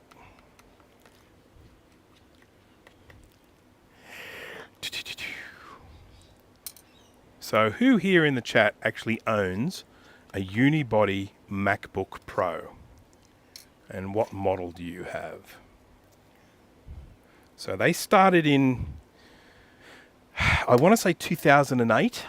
I could be wrong with that, but I'm pretty sure they started in 2008. And the very first ones that came out actually had a little metal thing that you took off the bottom so you could remove the battery. And those batteries were really good quality batteries. If you've got one of those, there's a good chance they still hold a charge today. Do the current Apple Silicon ones count? I'm not sure. I feel like when I'm referring to the unibody, I'm referring to the models pre-Retina. So once they went to Retina and they started going into the glue-in batteries, I'm talking about the ones that had these pop-out batteries like these ones here. So this would take it up to about, what is it, about 2013, I think? Something like that. I have a... And of course, the other one is the 2017s. I mean, remember that in this, you know, this sort of shape, whatever, the unibody, they made a 15-inch, 13-inch model, 15-inch model, and a 17-inch model. And those 17-inch ones, they were the duck's guts. Everyone wanted one of those because they were just massive screen on them. Unfortunately, there was that whole GPU thing that ended up happening around about 2011, where they had 2 GPUs in them. They had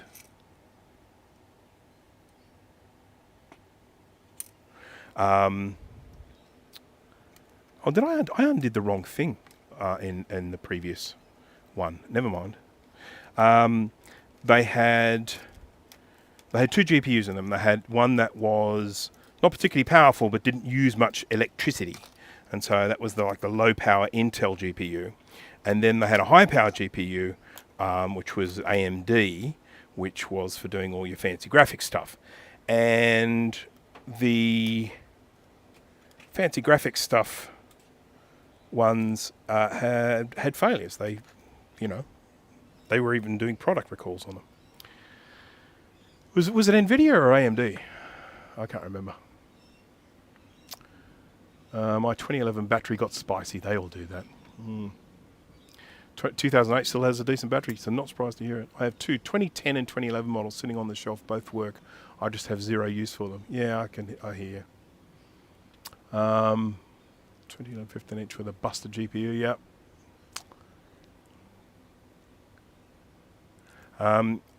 There are things you can do to disable the bad GPU in those ones, so make it so that they only use the Intel one. It's a bit frustrating because, okay, you make it usable, but you're taking away the good GPU. I've got a 2012 15 inch. And that one's pretty good. That one,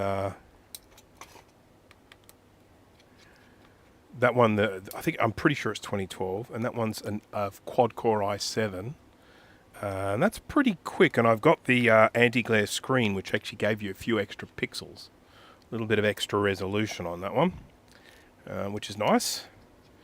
And that's kind of I have a few laptops, and I have laptops for all different purposes. So I have, my main laptop is a 2018 Touch Bar 15 inch. Then I also have an 11 inch MacBook Air, and I love them because they're so small.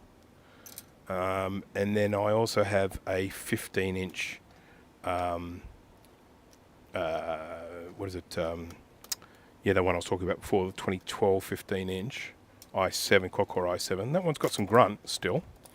And then I've also got a 2010 17 inch with a dual-core i7, I think it is.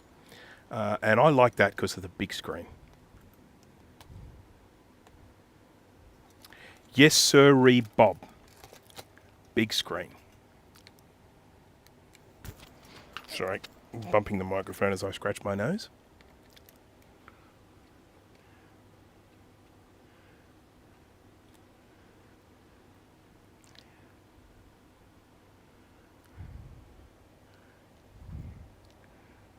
Whoop, that one there. I used to know all this crap about these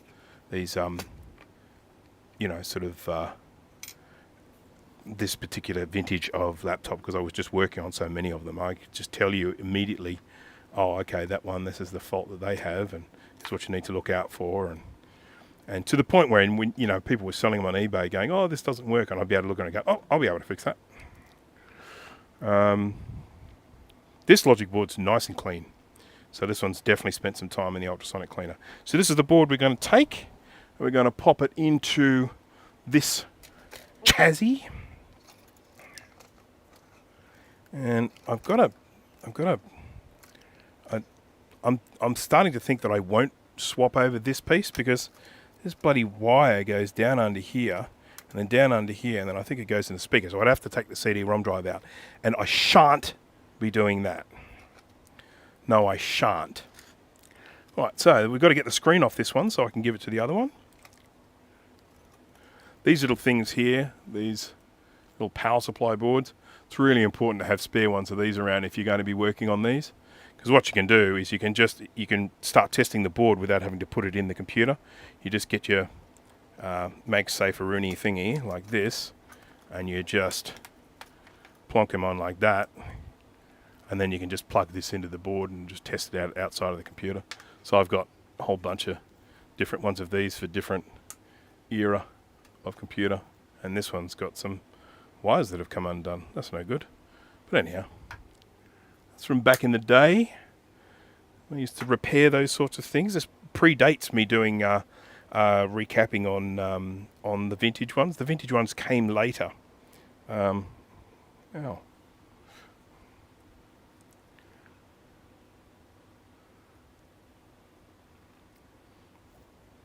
Okay, so take screen off. That is my mandate.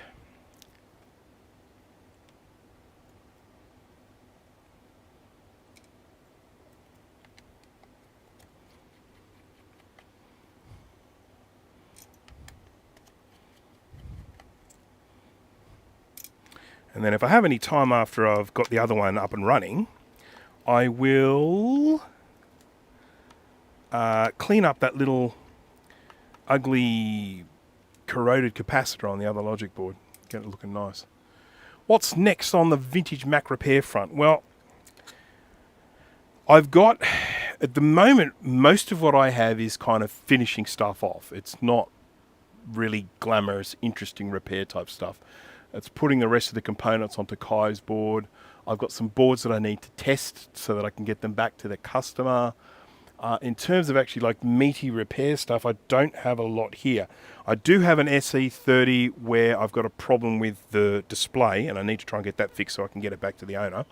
But that one's got, it's like the top half of the display is fine, but then it's sort of the bottom half has collapsed.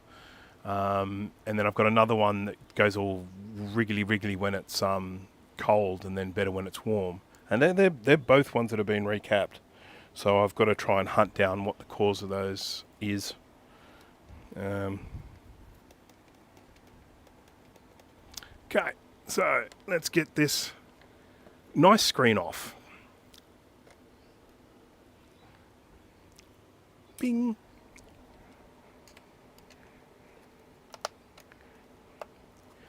I would like to actually be taking on some other repairs to do, but I can't until I get rid of some of the ones that I have here. And unfortunately, most of those now have sort of stalled in one way or another because of either I haven't been able to test them or they've reached a point where I've got to go in and do some long-term diagnostics. I've got an SE30 and a 2FX that I need to look at the moment, try and get them happening. But both of them require me to go through and do loads of multimeter checking stuff. And when I do that, it makes such boring live streams.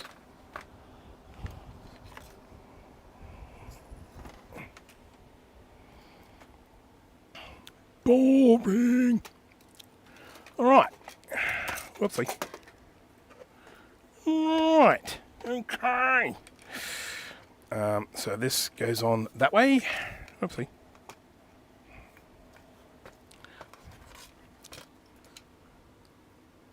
Burnt out electronics. Hello there. I was answering your question before I didn't even read your name. Chase FPV. Hey yo. Hey yo. By the way, I need to make mention of a YouTube channel I discovered recently. This person is a new YouTuber. I don't know if they've had a channel in the past and they've decided to make a new one, but when I very first watched one of her videos, she had only like 800 subscribers. She's over 2,000 now, so she's definitely growing. But I just have to say it was remarkably good quality content for someone who is very, very new, just in terms of the script writing, the delivery, the lighting, the backdrop, everything. I was just so blown away when I saw this video and I saw they had under 1,000 subscribers, which of course they're not anymore. But anyhow, the channel is called Silicon Siren. Silicon Siren. So if you get a chance to check that out, have a look, because I was just really impressed. She did a video on, was it Cyrix CPUs that didn't fare terribly well because of their inability to do Quake or something like that.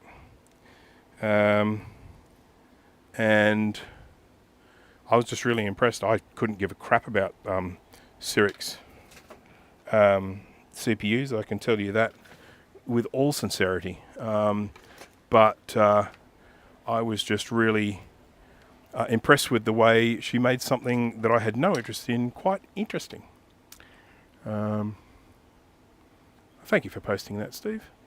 So yeah, go and check it out and chuck a subscribe on there. I actually sent her an email and just sort of said, I just wanted you to know that as a starting out, I was really impressed with what you, with the content you provided.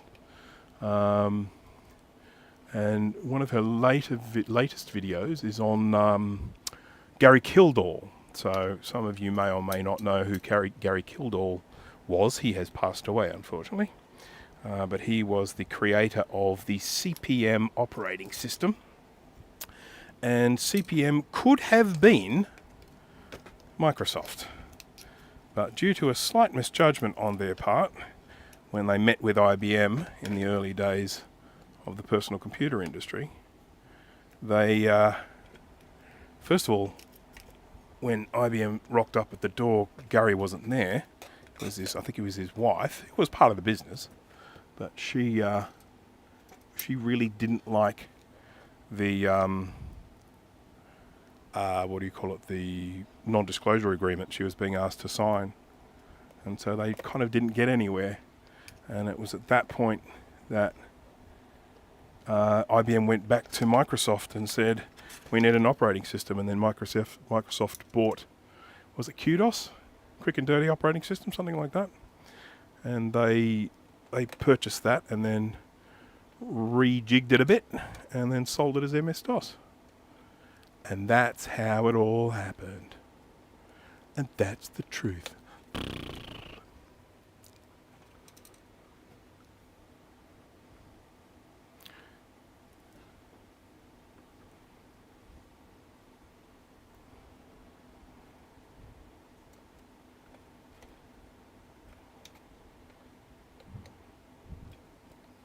Okay, just screwing this screen back on. One of the things that I will do once we're a little bit closer, I'll get all the screws in first. Yeah. And then it's a matter of making sure it's all lined up before tightening up these screws. Making sure that the this display is centered, because there is a little bit of give in these screw holes, so you can actually have it so that the screen's hanging off a little bit. And we don't want that. No, we don't.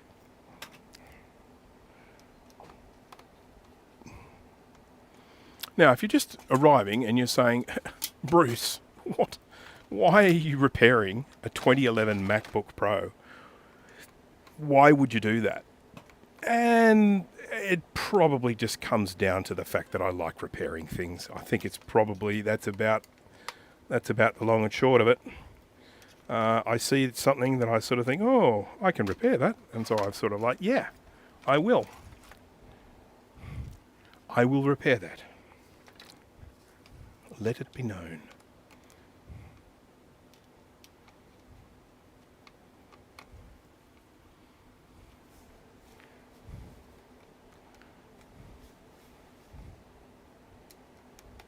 I'm someone who is very interested in the history of the personal computer industry. Always have been.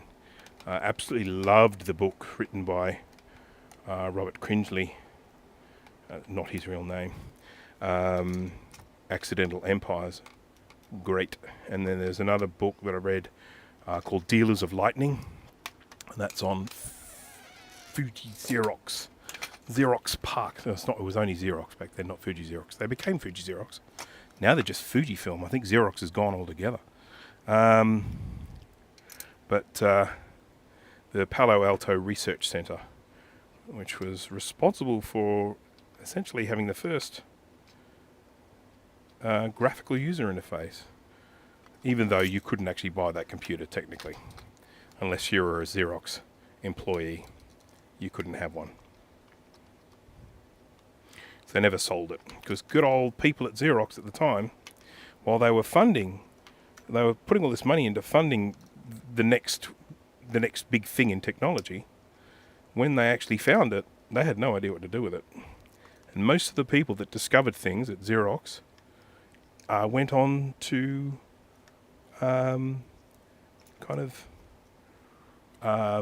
make money, set up their own businesses and stuff. Lots of things got invented then. Just kind of need to make a bit of space here. I'd like you guys to be able to see what I'm doing here.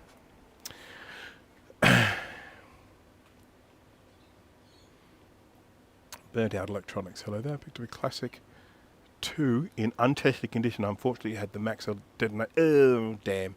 Barely saved the chassis with a wire wheel and zinc paint, but have yet to find a replacement mobile. Yeah, I would have been able to help you once upon a time, because there was ages ago, I bought this big batch of classic and classic 2 logic boards. Someone was just selling them as a bulk lot on eBay. Can't remember how many I bought. I bought 5 of them or something like that. And I think every single one of them was a failed recap or something. And I can't remember the specifics, but anyhow, I fixed every single one of them. So, and I did end up giving or selling. I mean, when I say giving, I sold them, but I mainly sold them because it cost me money to recap them. So, but I sold them for about what they had cost me, and yeah, but I think they're all gone now. I have so many classics and classic 2s. I need to do an audit on them sometime. Get rid of the ones that I don't need, because at the end of the day, I would much rather someone else have them and enjoy them. Why is this giving me so much grief? Oh, that's why. What an idiot. I'm like, why is this happening? And it's like, it's because when I screwed the screen down, I jammed a little metal thing down underneath it. It's stopping this thing from fitting in. And where do I put my screwdriver? Oh, it's right here.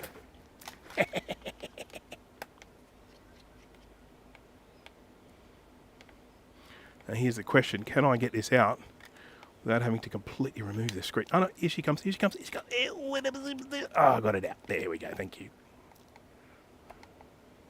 So good. Dealers of Lightning was really good. I also enjoyed The Soul of a New Machine by Tracy Kidder. I'll give that a whirl.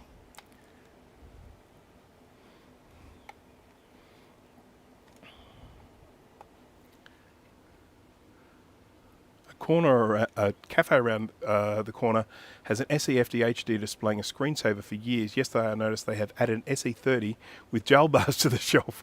I hope they aim to repair it. Well, it's because it might have a bomb battery inside, for all we know.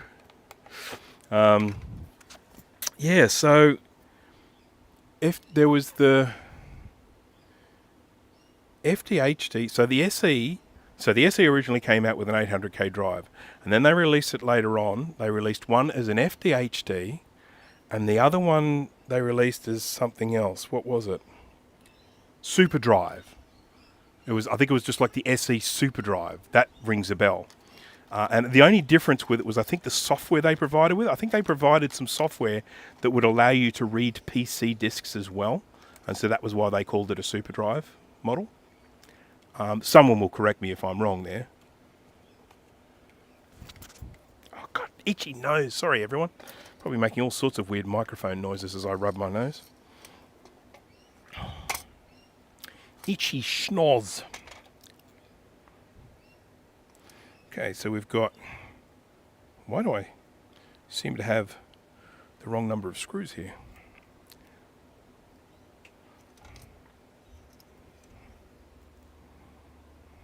These all look like the same length. So there's that one there. And then what about this one? Is this one a long one as well? Bet.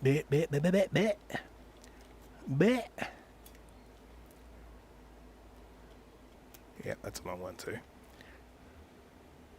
Okay. That's our Wi-Fi.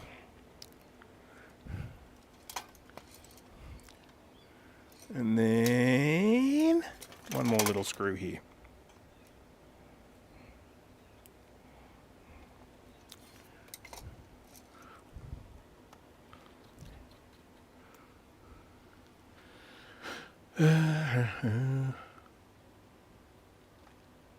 Does the hive mind have any experience on why titanium iBooks headphones work but internal speakers don't?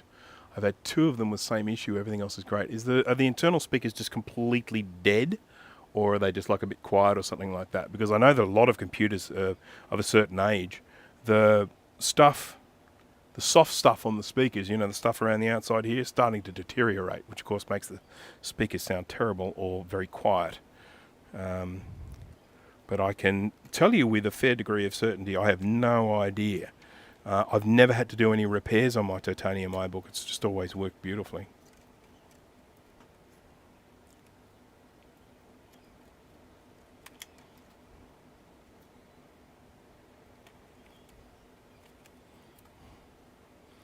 It's one of the, I think, 1 gigahertz model. I think 1 gigahertz titanium iBook. Geez, I wanted one of those when they came out. I mean, there's no way I could have one because they were way too expensive, and I just could not justify it. I did not need a laptop. Where I worked, everything I did at a desk. I didn't have to do my computing remotely, and so there was no way of ever justifying the cost of an expensive laptop. It'd be different if I was working from home or something. See, like my boss had one because she used to work from home a lot of the time.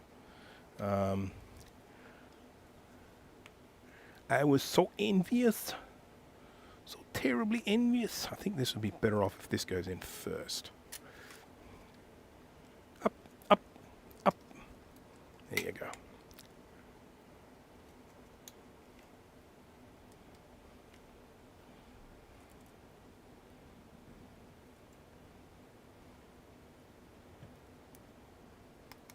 Okay, that's better. Now this one can go in.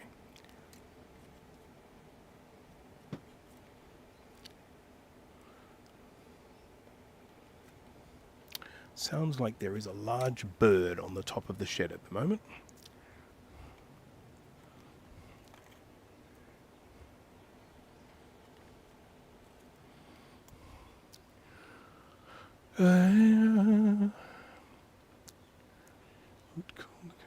FDHD looked cooler on the case than SuperDrive.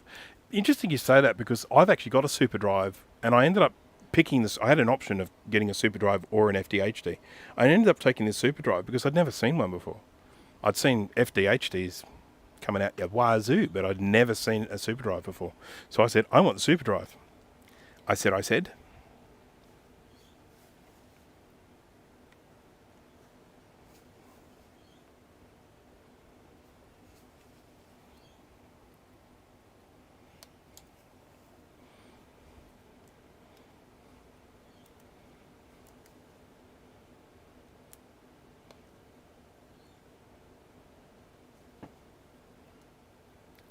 So I have an SC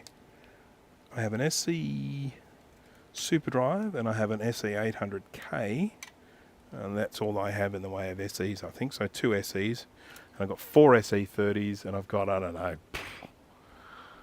3 classic ones and maybe 2 classic 2s, something like that.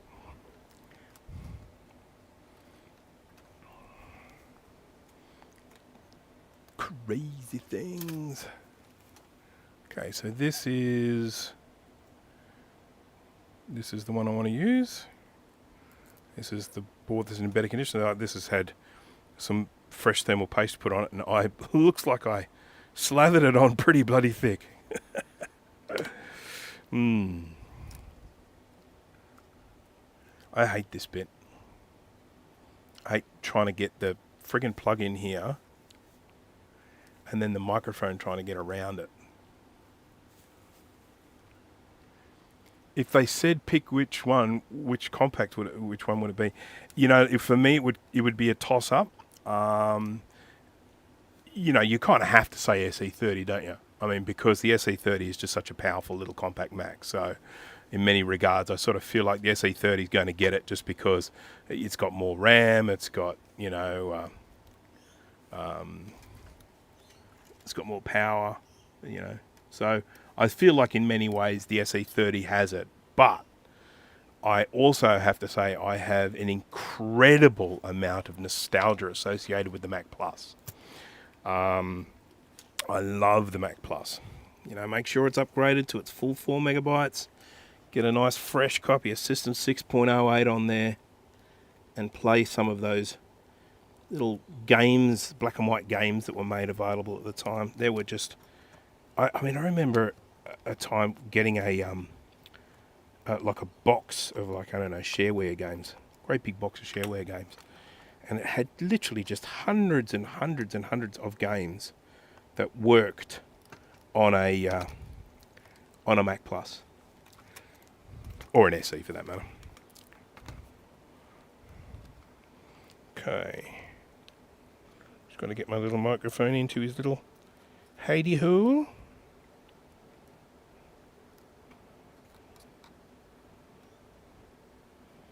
There she blows. Because I haven't fully tested this board, have I? I just took it out of that other one, taking it on face value that because it boots, everything works. I mean, for all I know, there could be a dozen things wrong with it. I haven't tested it. Never mind. I never got the love for the Color Classic. Yeah, look, the Color Classic is cute. Okay, I cannot deny its cuteness, but it really, it's a Mac that probably never should have existed. I get when they started doing things like the 575 and the 580 and that, where it's a bigger screen, but that ridiculous pokey screen that's not even 640 by 480, I just felt like, why? Just why?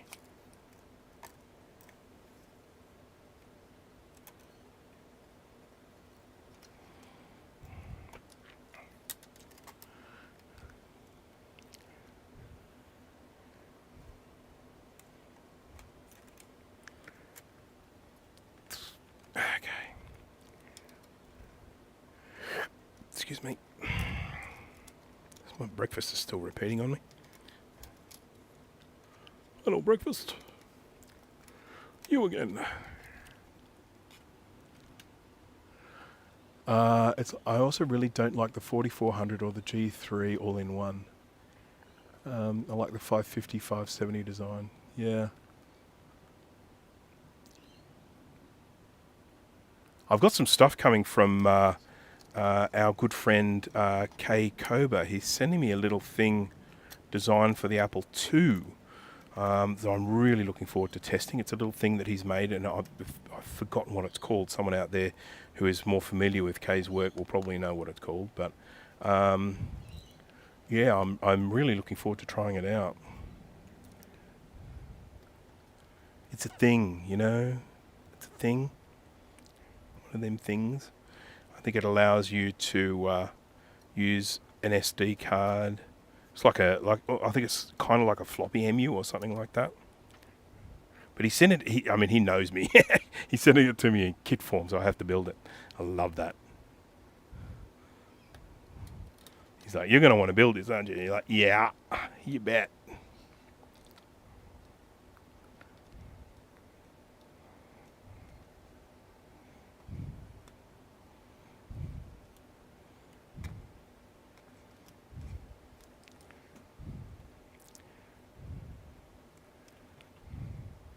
But I will do lots of research on it before I actually build it on the channel, so that I can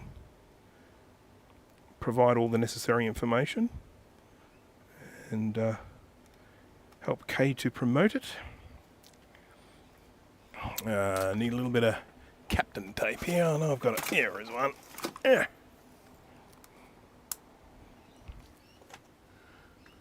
Yeah. Kay is, you know, he's just, I just sort of refer to him as one of the true gentlemen of the vintage computer community.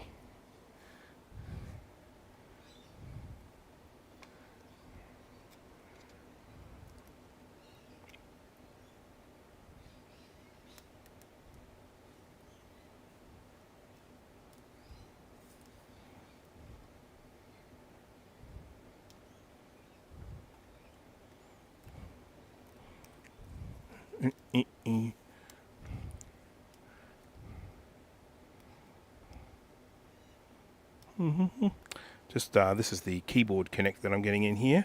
It's being a little bit stubborn, but I've got it in there now. I always put a little bit of Captain tape on the back, so then you can use it to pull it up and get it into the little spot. Now, I haven't screwed any of the screws of the screw into the logic board yet, and that's because I want to test that it works before I commit to that. So I'm going to just check and see that it spins up and chimes and all that sort of junk. It will fire up as soon as I give it power because they don't have a battery in it. When you don't have a battery in it, they just spin up.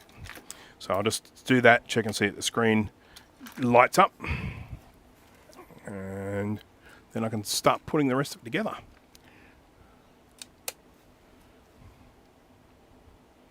Green light. Spin, fan spin, spinning fan, chime, and screen, backlight. We're good. And then, of course, we'll get a question mark. We know we'll get a question mark because I haven't got a drive in here.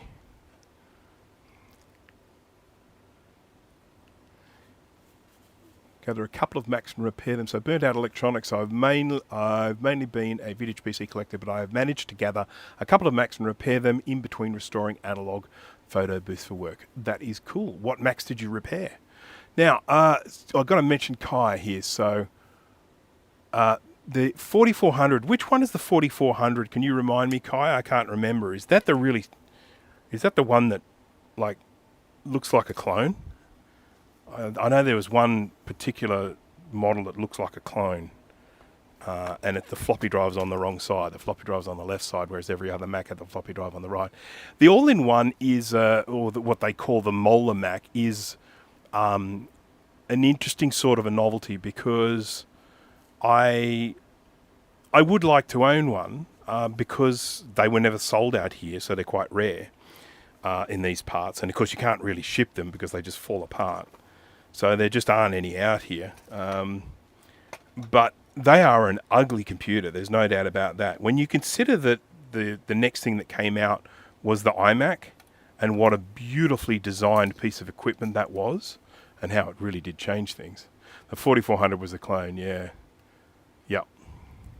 Has weird RAM compared to every other Mac out there. I'm actually getting one of those, I think. There's someone that I was speaking to recently that I think he got hold of one. And he's reserved it for me. I've still got one of his SEs that I need to, SE30s that I need to repair. I've repaired a whole stack of his SE30s, but then one of them I'm getting like sad Mac chime or something. I can't remember, there's something wrong with it, but I need to fix it.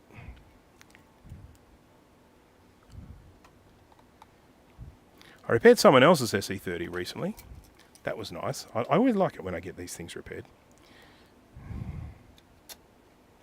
That's too long. I mean, not long enough. About for there. That's too long, I think.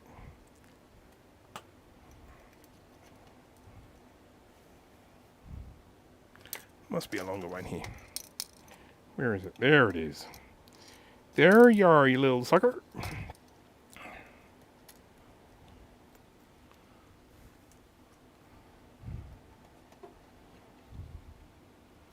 Just a reminder to everyone, if people do want the little trip down memory lane about the Mac clones, I think not the last video that Colin did, but the one before that, he did it on one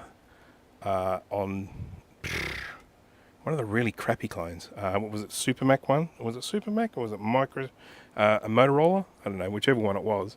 It was the really, really bad one. And he gave a really good little account of the history of the clones and why there aren't any clones anymore, and why there never should have been clones in the first place. That was so funny, because at that time I was working in a pre-press / design studio. Pre-press, multimedia, design. We did all sorts of stuff there. But anyhow, and when the clones came out, so up until that point, every single computer in the place had been a Mac. Had been for years, had been the entire time I was there, since I started working there when I was like 17 years old. And the whole time I was there, all of the computers were Macs. Every single one was an Apple Macintosh. Then when the clones came out, we bought all clones. because we could get them cheaper. They were more powerful than what Apple was offering. And they had more expandability. And they looked pretty ugly. I mean, seriously, these computers look like shit. But, I mean, do you think we cared? I mean, we were doing this is a business, you know. It's not like we're inviting everyone to say, hey, look at how pretty our computers are. And so every single computer we had was a clone. Mainly got a bit of glass here. Mainly the power computing ones, but we did have a few Motorola Star Maxes, and we did have a few, one of the other ones, I can't remember. But, what was the other ones? UMax. We had a shitload of UMaxes. So, so, you know, we had all these clones, and it's like, so we went from being an Apple customer to being a clone customer. And so they didn't expand their customer base at all. All they did was ended up losing existing customers to the clone manufacturers because they could get these things cheaper. And that was like, I mean, this is what we consider a massive tech fail for that reason.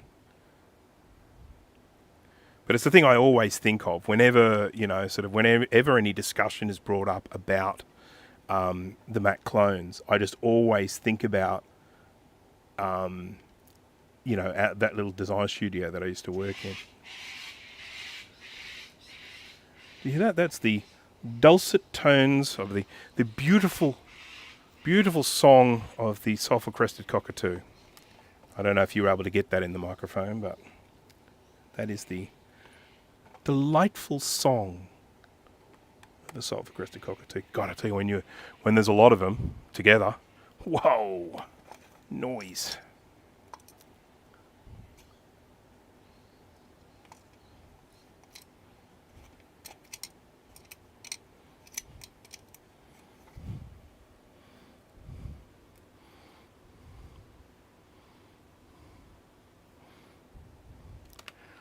I once carried someone's eMac from the parking lot to the Apple store in the middle of the mall because it needed to be repaired. I would have gone inside the mall and grabbed a shopping trolley. Just saying. Those eMacs, far out. They look nice, and the screens are beautiful. Lovely flat screen Trinitron. But, oh, whoa, are they a big, heavy computer?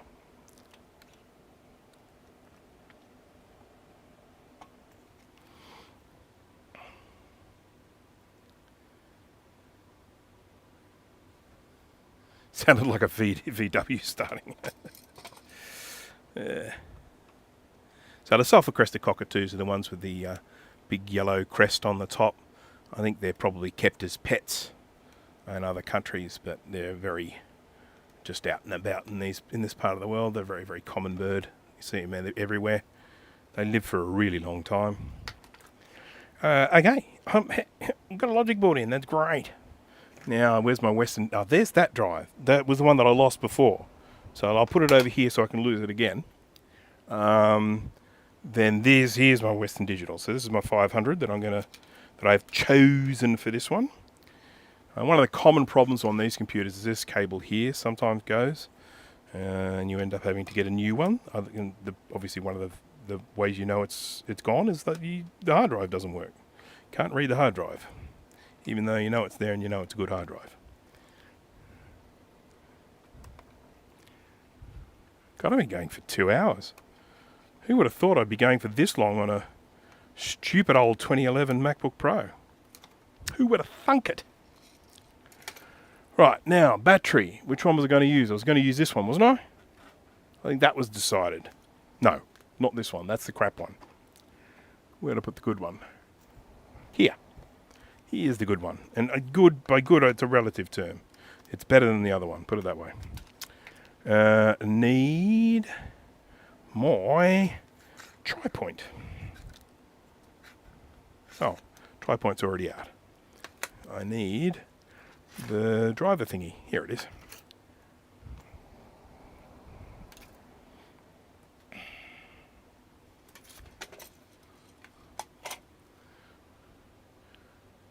Malls don't have shopping trolleys.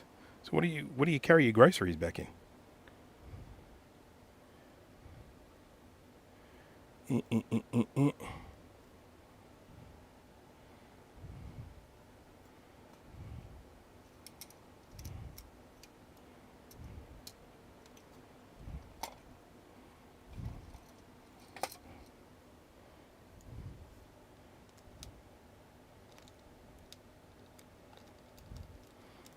I know that Americans call them carts, don't they? Shopping carts. They're a trolley over here.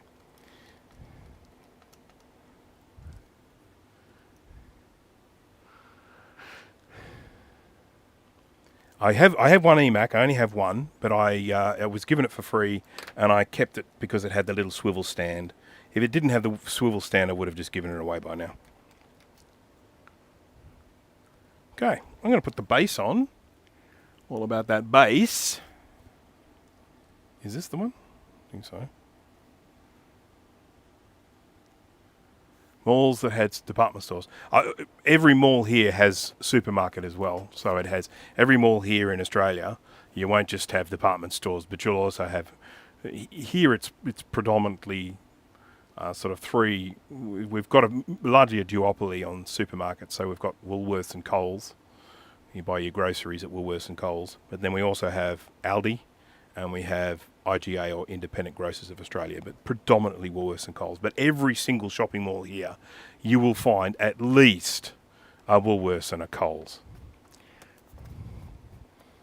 So there'll be trolleys. And then, of course, there's also, what do you call those things, like the ones that sell all sorts of junk? Well, over here we've got like Big W, Target and Kmart and that. What do you call those ones?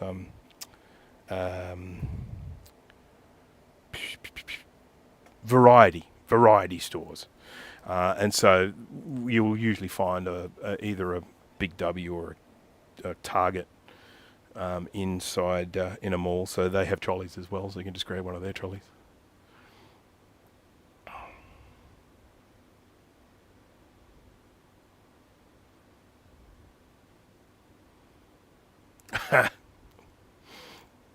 Right, I can't remember which bottom case this is. It's dirty, but I think it's the one from. I think this is the Japanese one. I'm pretty sure this is one from the Japanese keyboard. It's not sticking on at all. They normally have a little thing that clips in. Maybe this one doesn't. 2G.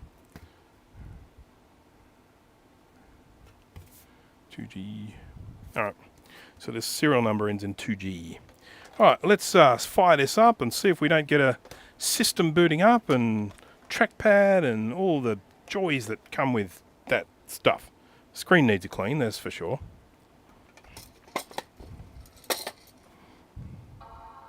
Ooh. Target in Australia, a different company to that in the US, they just licensed the name. Yeah, probably. So Target here is a variety store, so what you'll find in there is you'll find clothes, bedding, kids' toys, what else? You know, some homewares. Not as much homewares these days. The main thing they stock these days now at Target are clothes. That's probably the biggest seller there. So, you know, menswear, women's wear, children's wear, that sort of stuff.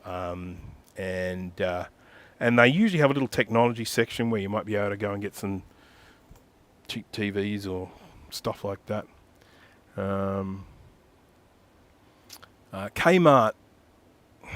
Kmart's actually doing really well in Australia at the moment. Kmart sort of went through a situation where they weren't doing so well, but Kmart's actually doing quite well now. And they're 24 hours here. I don't know if they are over there, but they're open 24 hours, which is really handy. You can just find yourself needing to buy stuff. There's one very close to where I live, and you know, I find myself sometimes at Kmart at some of the silliest hours buying stuff. You know, sometimes if you need a gift for a work person who's got a birthday the next day or something like that, you know, that sort of stuff. But now my battery is not charging, but I'm going to do a SMC reset. But yeah, so Kmart was one of these places over here where it wasn't doing terribly well. Variety stores in general haven't been doing that well in Australia. They're, I think, ones that have been hit really hard with online shopping. So the three main ones that we have here are Big W, which are part of Woolworths, Target, which I think they're actually owned by the same people that own Kmart out here, and Kmart. And all of these variety stores weren't doing particularly well, but then Kmart kind of just found the right balance of the sort of cheap shit they stock. You know, you can go in there and get a, you know, $20 microwave oven or something like that. That's probably an exaggeration, but yeah, it's come on. Why is my mouse not working? Oh no, here we go. It was just slow. It's catching up with it now. He was having a good old think about something. Okay, the clicking seems to only work on the bottom of the trackpad. It's not working too well at the top part. I've seen that in many Macs. So I maybe should replace this trackpad while I'm at it. $10 toast is definitely not an exaggeration.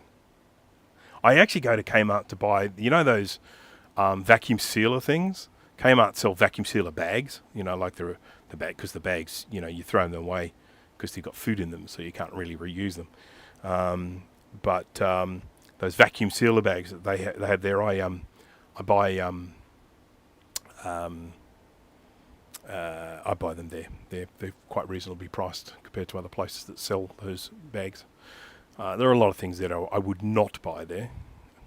But as I say, the main advantage of Kmart, there are two advantages of the Kmart. First of all, here, the one that's near me, is a freestanding place. It's not inside a shopping mall, which means you don't have to worry about the parking lot of the shopping mall, getting in and out and all that sort of stuff.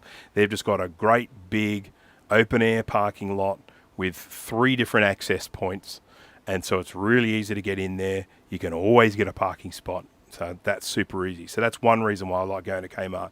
It saves you the hassle of getting into a big multi-deck parking lot and that. But the other is, as I say, the fact that they're open 24 hours. You just sometimes find yourself grabbing stuff, stupid stuff at silly hours of the night.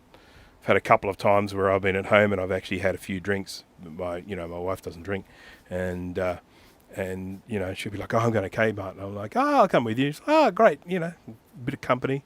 And so there I am rocking up at Kmart at 10 o'clock at night, and I'm just absolutely, I'm flying high. I've got a bottle of wine up, sort of up in my belt already, yeah, Kmart, yeah. I need another toaster. I just remember that Martha Stewart had a line of stuff at Kmart. I only know that because I watched a documentary on Martha Stewart.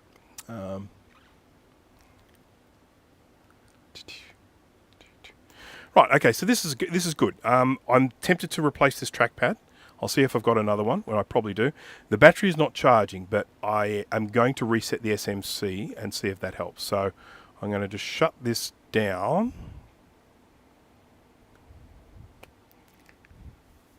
Oh, Paul. What's going on, Paul? Why are you late? It's not good enough. No, I can cope. I don't mind. How's everything going, Paul? We were just talking about Kmart, Target, and Big W. Well, I was anyway.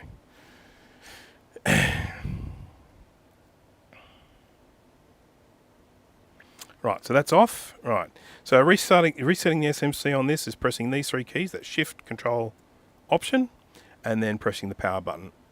And then it'll reset. And then in theory, if the battery's got some juice left,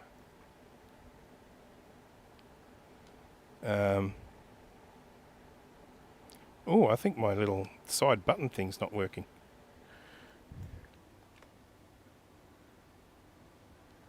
Saw from 50-hour weeks. That's not bad. That's not good. We don't want 50-hour weeks. Now, this battery was charging unless I have actually got the batteries mixed up, and that is possible. Either that or it's not plugged in properly or something, but it definitely was charging. That other Mac that I was using before, the battery was charging. Did I forget to plug the battery in? Oh no, it's plugged in. Okay. It's definitely plugged in. I I am concerned about this button on the side though. Might want to replace that too. So, physically intensive job, but that would not be good for me. But I'm sure that's good for your physical health.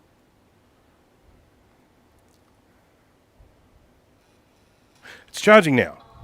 Zippity doo dah. But I think this side button with the little lights, don't think it works. So I might have to replace that with the other one as well. Looks like it's taken a hit or something. Right, well, I'm going to switch that off. Switch it off. Take the battery out. And we'll see if we can sort out this little button on the side. Maybe I didn't plug it in. I didn't plug it in. That's why there's no little thingy on the battery light thingy on the side. It's the bloody connector is under here. What a twerp. Can I get it out without taking the friggin' board off again? That's a rhetorical question.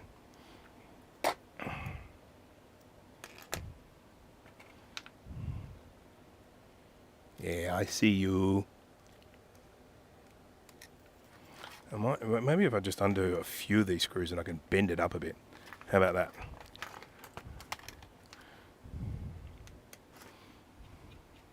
Really should point this camera down a little bit. Let's hope it doesn't become crotch cam. I can do without that.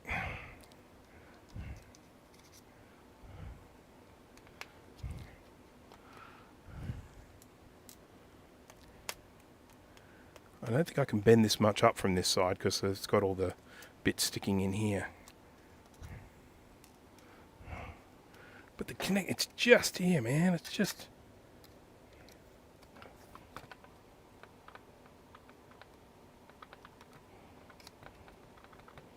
Tighten that up.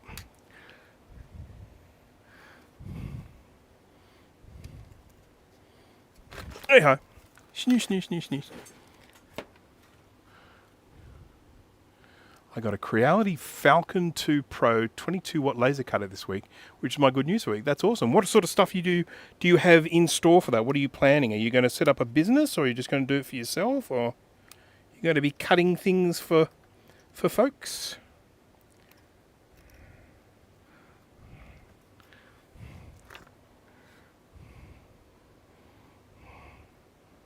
We can do this. Here she comes. Come on. Yay, I got it. I got it, people. Phew. So that can now plug into there. But I do also want to tighten this up because it's a little bit loose. Too loose. It's too loose. It's too loose, Lautrec.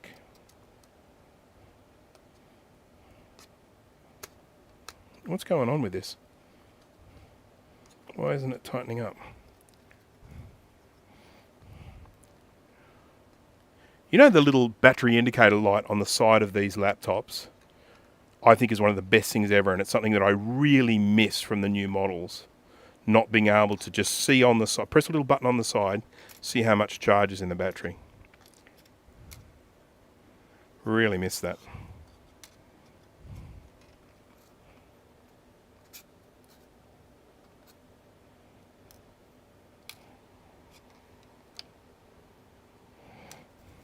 So this part here is supposed to be glued onto the side of the computer. And as you can see, it isn't. It's very unglued. Using it to cut and mask for chemical etching of steel. Oh, that's pretty cool. That is pretty cool.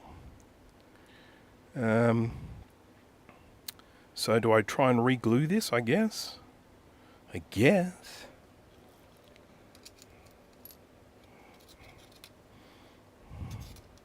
Because, I mean, I can't really do much about that.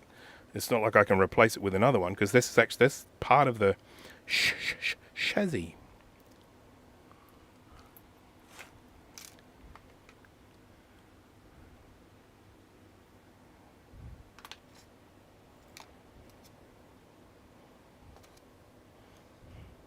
Which way around was this supposed to go? That that way. One that way. I don't know. I don't know. Must be that way. Position of the screws looks right for that way, yep.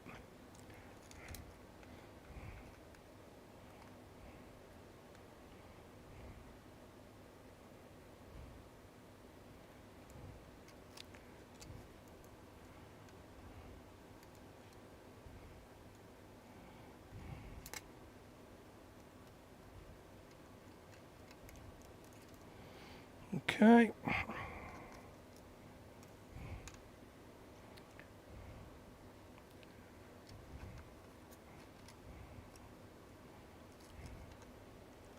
So this is a bit of a bummer, that this little button is not glued in properly. So what I might do is just grab some adhesive. Sorry, I knew someone that used to say adhesive that way. Adhesive. Like they made the H silent. I always found that a bit odd. But that's okay. I'm pretty odd too. There we go.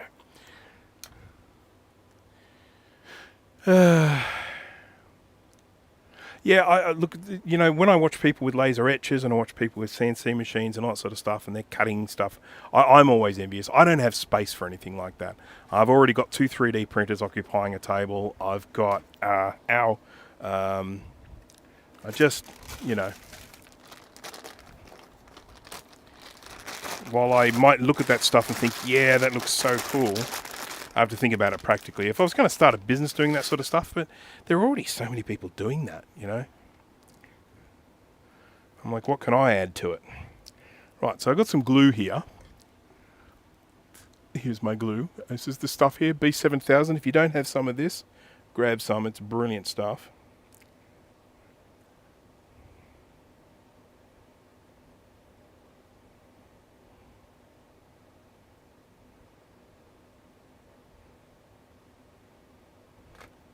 Sticks pretty quick too.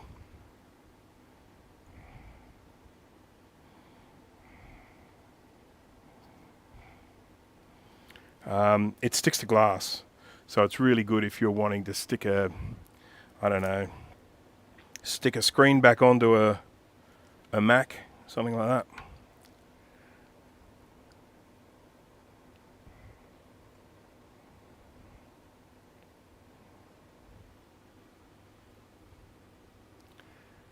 .3D print that makes espressos. Got an espresso machine that makes espressos.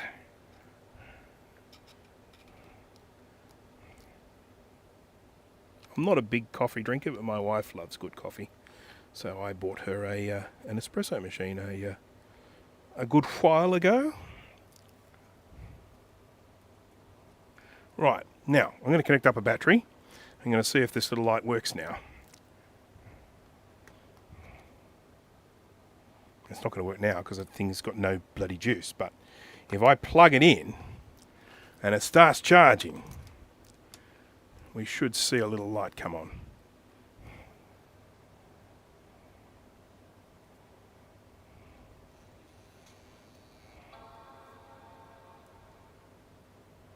Hey, I got a little flashing green light. Fine, I'm fine. How are you?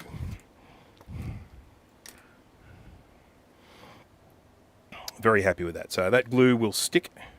I should probably clamp it for the moment, just to be sensible. Where's a clamp? There's a clamp. It's a big clamp. Probably be better off with a small clamp, but it'll do. There we go. I can put that to one side while that glue cures. I have but one more thing that I want to do before I call it a day. And I'm going to grab this all... Oh, Jesus, that's not what I'm looking for. That's a completely different vintage. Here it is. Oh, no, that's not it. Oh, crikey, no. Here it is.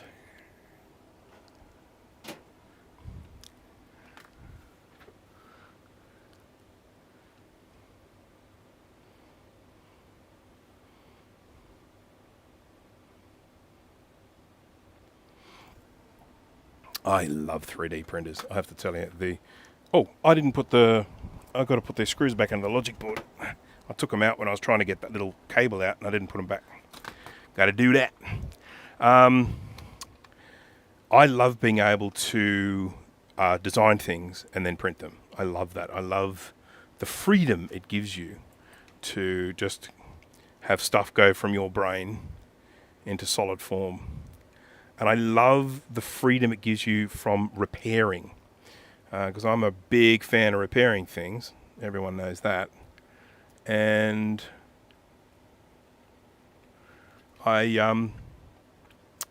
and you know, it just enables you to, you know, if you've got a busted part, you can just, make another one.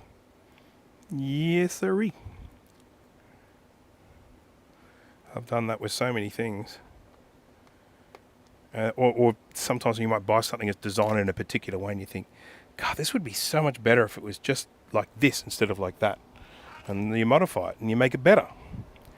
Now, I was going to check and see if I had a spare trackpad, wasn't I? Well, I said that. What do we got here? This is my bits. These are all my bits. Got a CD-ROM drive. There's a thing. There's a speaker. MacBook Air 11-inch late 2010 left speaker. That's good. If a speaker ever goes in my MacBook Air. 13-inch super drive cable. Trackpad. Come on, where are my trackpads? My trackpads must be somewhere else. Got another one of these little magnetic, what do you call? MagSafe board. There you go. Unibody MacBook. Good to have a spare one of those. A few screws there. I think that's from the Wi-Fi thing. What's that? Another MagSafe board. So, I managed to get a whole bunch of genuine Apple replacement parts from someone. They just had a whole stack of them. They said, "Do you want them?" And I said, "Oh, yeah. Please." And so they just sent them to me. Come in quite handy from time to time.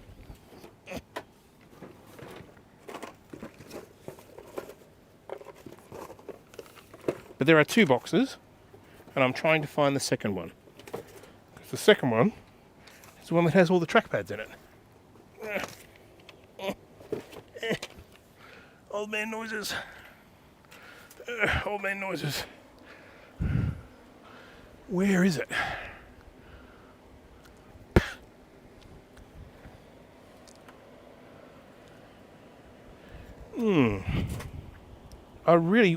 It seems very stupid of me that I might have potentially put one box there and not the other one. That makes no sense.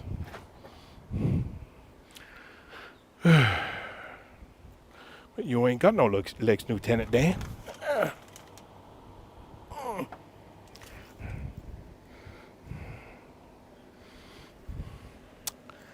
Right. It's a box, but I don't think it's the box. We might have to just give up on the trackpad idea, or I can just swap it over from the other one. The trackpad is the same. Yeah, we'll just take it from the other one.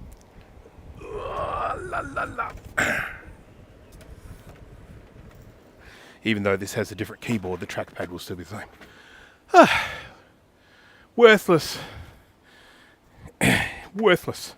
Well, technically, yes. That's a bit clickbaity there, Greg, I have to say. I was definitely inviting the opportunity for people to say, "Hey, that's not a worthless laptop." And I've actually just spent the last 2 hours talking about how many different unibody laptops I have, and that I actually need to get rid of some because it's just stupid to have this many. But what I have found is on this one here, the trackpad doesn't click particularly well on the bottom half of it. So I'm going to swap the trackpad here from here. I do actually have a box full of trackpads, but I'll be buggered if I know where they are. I'm just checking one other spot. It is possible they're in a different spot. I'll have a look now. Just bear with me.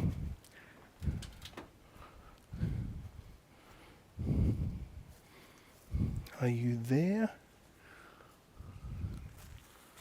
I think I may have found it. It's buried under a whole bunch of junk. Oh no, I hope it's still okay. Ah! Trackpads. Loads and loads of trackpads. Right, I found it. It was not in the best spot, I have to admit. And I hope none of these are damaged, but we'll see. Ooh. Clickbait like your $86 Mac Pro. Yes, indeed. Just like that. How long ago did you get that Mac Pro? You've had that for ages, haven't you? I remember you posting in our little group chat when you got it. And you've sort of just released a video about it now. What have you been doing all that time? Because I feel like you told us you got that Mac Pro ages ago. You got it for a steal, didn't you? I think from memory, I think you got a really good price on it.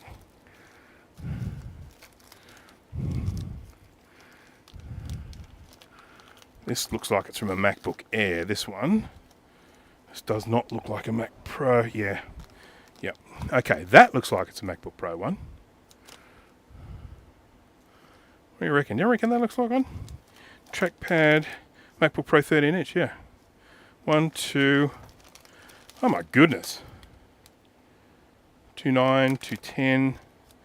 I've got a lot of trackpads for 13-inch. I hope they're all okay. I mean, they could be stuffed for all I know. That's a 15-inch. All right, well, let's give it a whirl, eh? I'm just going to grab the first one. Looks right. Yeah. Boom, boom, boom. Running out of desk space here. 2100 new. That's not too bad. I haven't had a chance to watch your video yet, Greg. I do apologise. I think it dropped yesterday, or was it today? I'm not sure. I saw it there in my feed, but I haven't had a chance to actually do anything yet. You reckon that looks the same? That looks the same to me. Identical, even. Right, so let's get rid of this.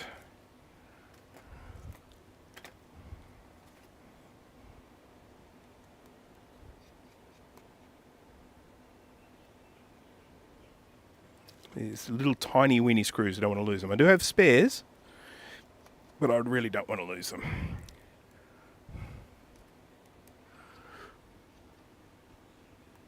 Yesterday for you, I think today for me. Oh, there you go. Cool.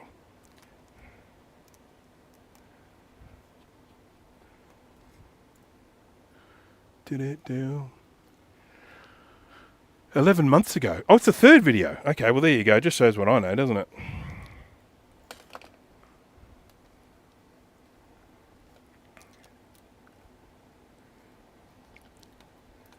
Okay, so out with the old trackpad, in with the new. So this one here, on the whole, it works. One of the big problems that used to happen with these is they'd crack because they're like glass on the front. They used to snap, and so you have to replace them under those circumstances. They would often still work when they were cracked, but in this instance, it's just not particularly responsive. So I'm just going to pop a new one in. Got to get this plug facing upwards. This is a lot easier to do if the logic board's not in, but, you know, stuff it. Not impossible. It really helps if you actually have this in the right way first. God, what an idiot.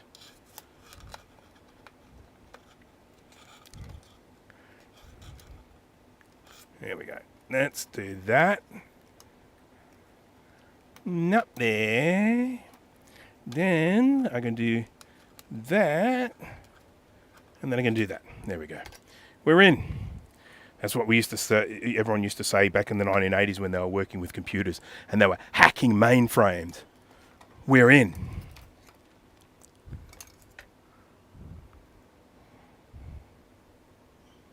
Because that's what we're all doing in the 80s. We were all hacking mainframes.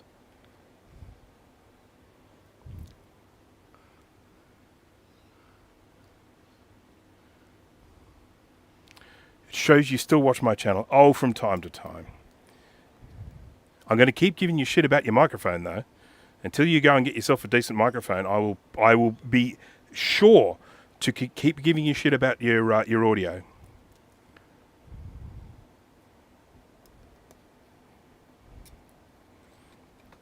Okie dokie. This is looking good. Now, there is this little screw here which you can't see. I'll move in a minute and you'll be able to see it. But I need to just screw these up to the point where they're not super tight, so I can still move the trackpad a bit. Because what we want to try and do is to get the trackpad sitting dead center in the little gap that it has here. So you need it screwed up enough so that it doesn't wobble around, but you need it loose enough so that you can shift it. Because if you have a look here, you can't really see it. But there's a bigger gap here than there is here. So just need to shift it a bit. That's looking good. Yep.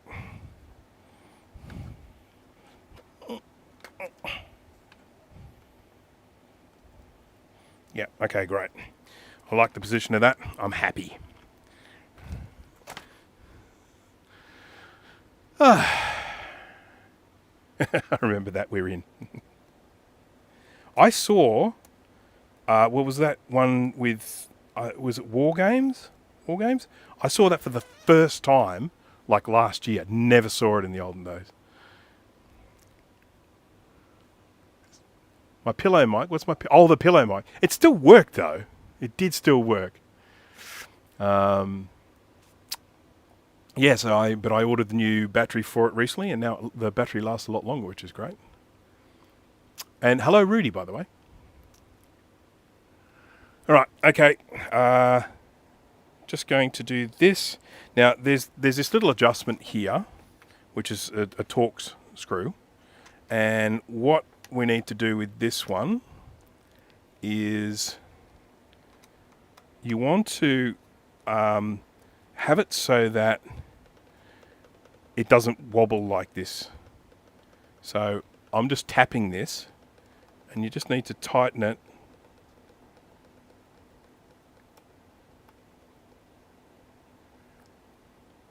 There we go. Till it doesn't wobble anymore. You still want it to be able to click. When you push it down, you want it to click, but you don't want any travel past that click point. So if I undo it too much, you've got this wobble and then a click. But you've just got to get it here. I'm just tapping it until there's no travel when you bump it. And then it's not a bad idea at this point, to stop this from coming undone, to stick a little bit of nail polish or some crap onto it to stop it from coming undone.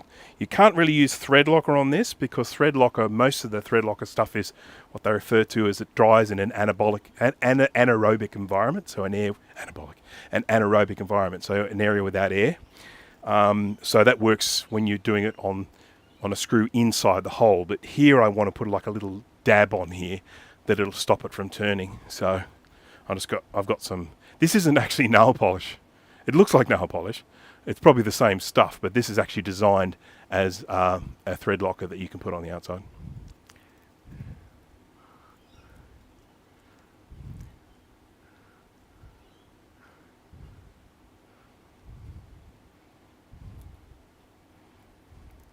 Laser discs never really took off in this part of the world.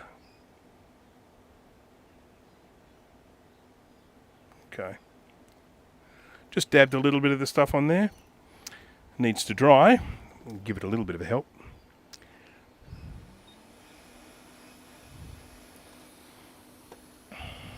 You know what I should have used? I should have just used UV varnish or UV stuff. What are this? You know the words. UV solder mask is what I should have used, and I probably still will, because it'll dry quicker. Let's get a decent blob, plonk it on here.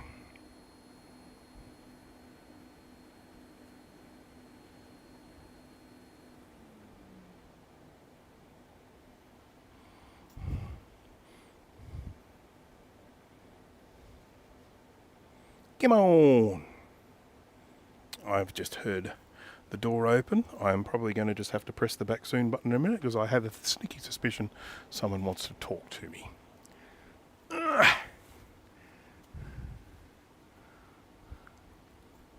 Right, now we can just get the old UV laser and just dry that up.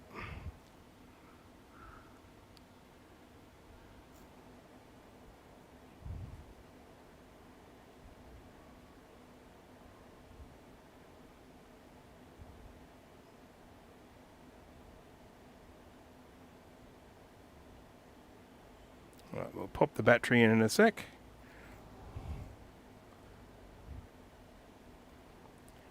I wonder if this is dried yet. Is this glue dry? Oh, it feels like it's probably...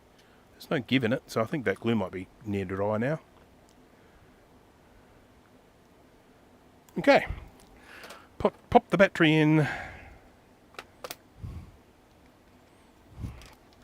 Stick the case on. Plug the power in.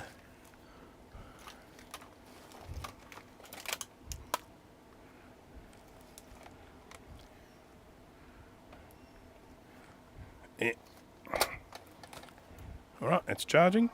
And it's just started up, so that's nice.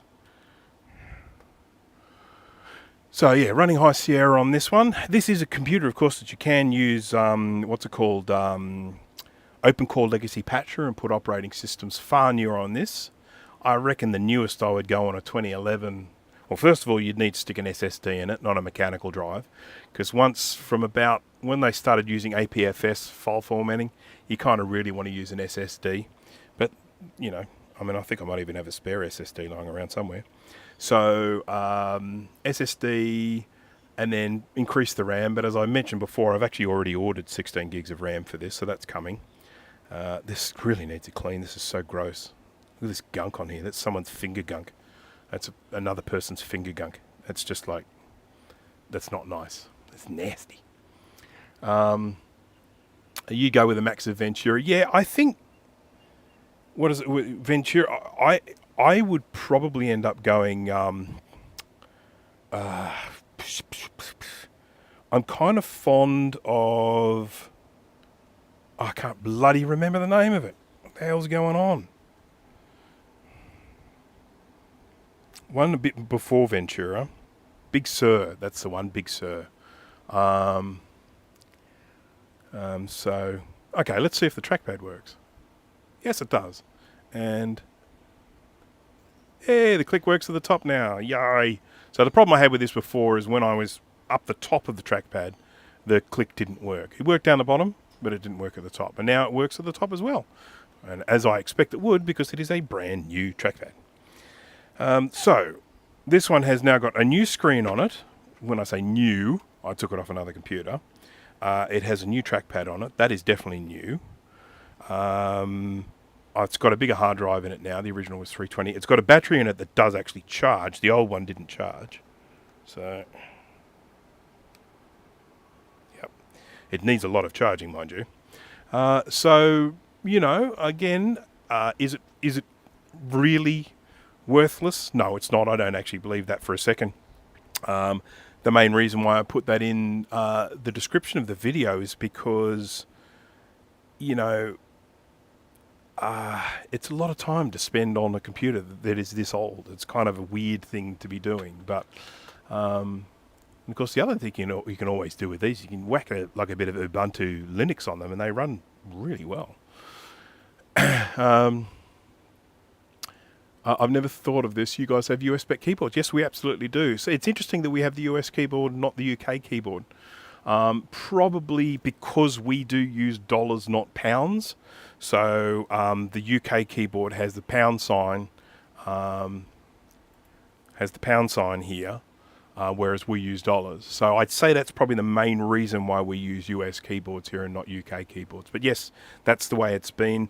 I think in the olden days with old typewriters and that, we used to probably more of a UK style. But once it came to computers, we've always used US ones. So, yeah. But I've got over here, I was just mentioning before, you probably missed this before, Greg, but I have over here this nifty little one, which is a Japanese keyboard. And this is one of the reasons why I'm not using this here, because I really don't like using a Japanese keyboard. The buttons are in all the wrong places.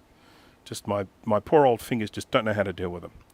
So this is perfectly good. It works perfectly well, but it's just Japanese. So, but yeah, this will go into the spare pile now. Anyone need a spare Japanese bottom case? It's worth millions, I tell you, millions. It's rare. Capital R, rare. Steve Jobs licked it. Right, well, I think that's going to be me. I have been doing this for coming up 3 hours now, which is a little bit longer than I intended. I seriously thought I would have this laptop wrapped up in like an hour, but yeah, that wasn't the case. I removed broken glass from it, which was an absolute nightmare. Here is the broken glass with all the tape on it. It's just fallen into squazillions of pieces, and it's in terrible condition. Here is the new glass, which I didn't put on because I think I would like to replace the black rubber grommet around the outside first if I can get the old one off.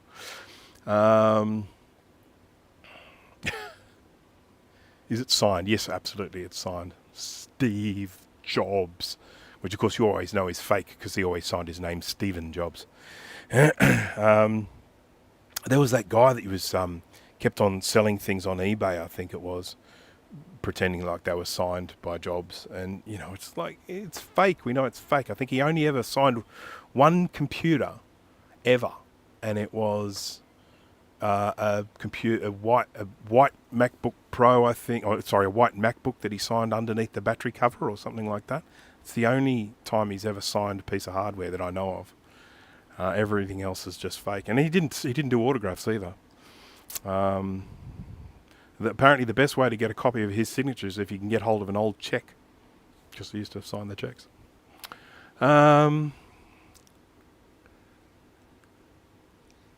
Okay, well, I think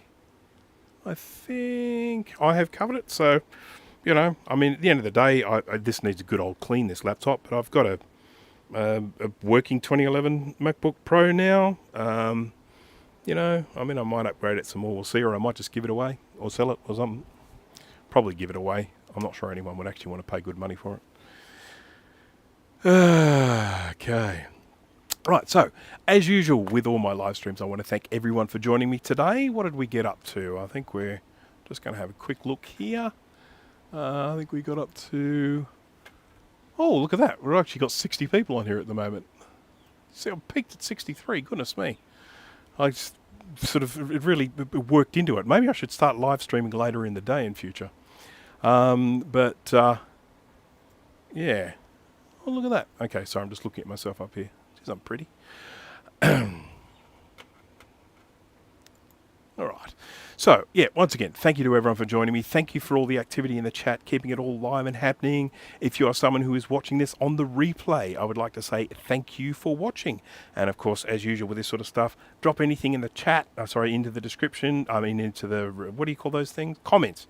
Drop anything into the comments, about this you like. If you've got a unibody MacBook Pro that you like and, you're pretty fond of these Macs, which I am, please feel free to let me know in the comments.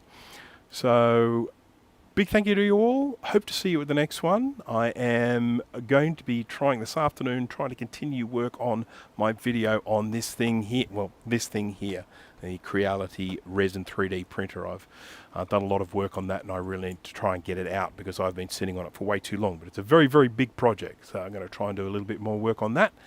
But I do hope to see you at the next live stream, which will hopefully be next weekend. We'll just see how we go.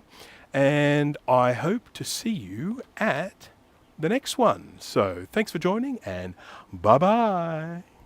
Which button? That one.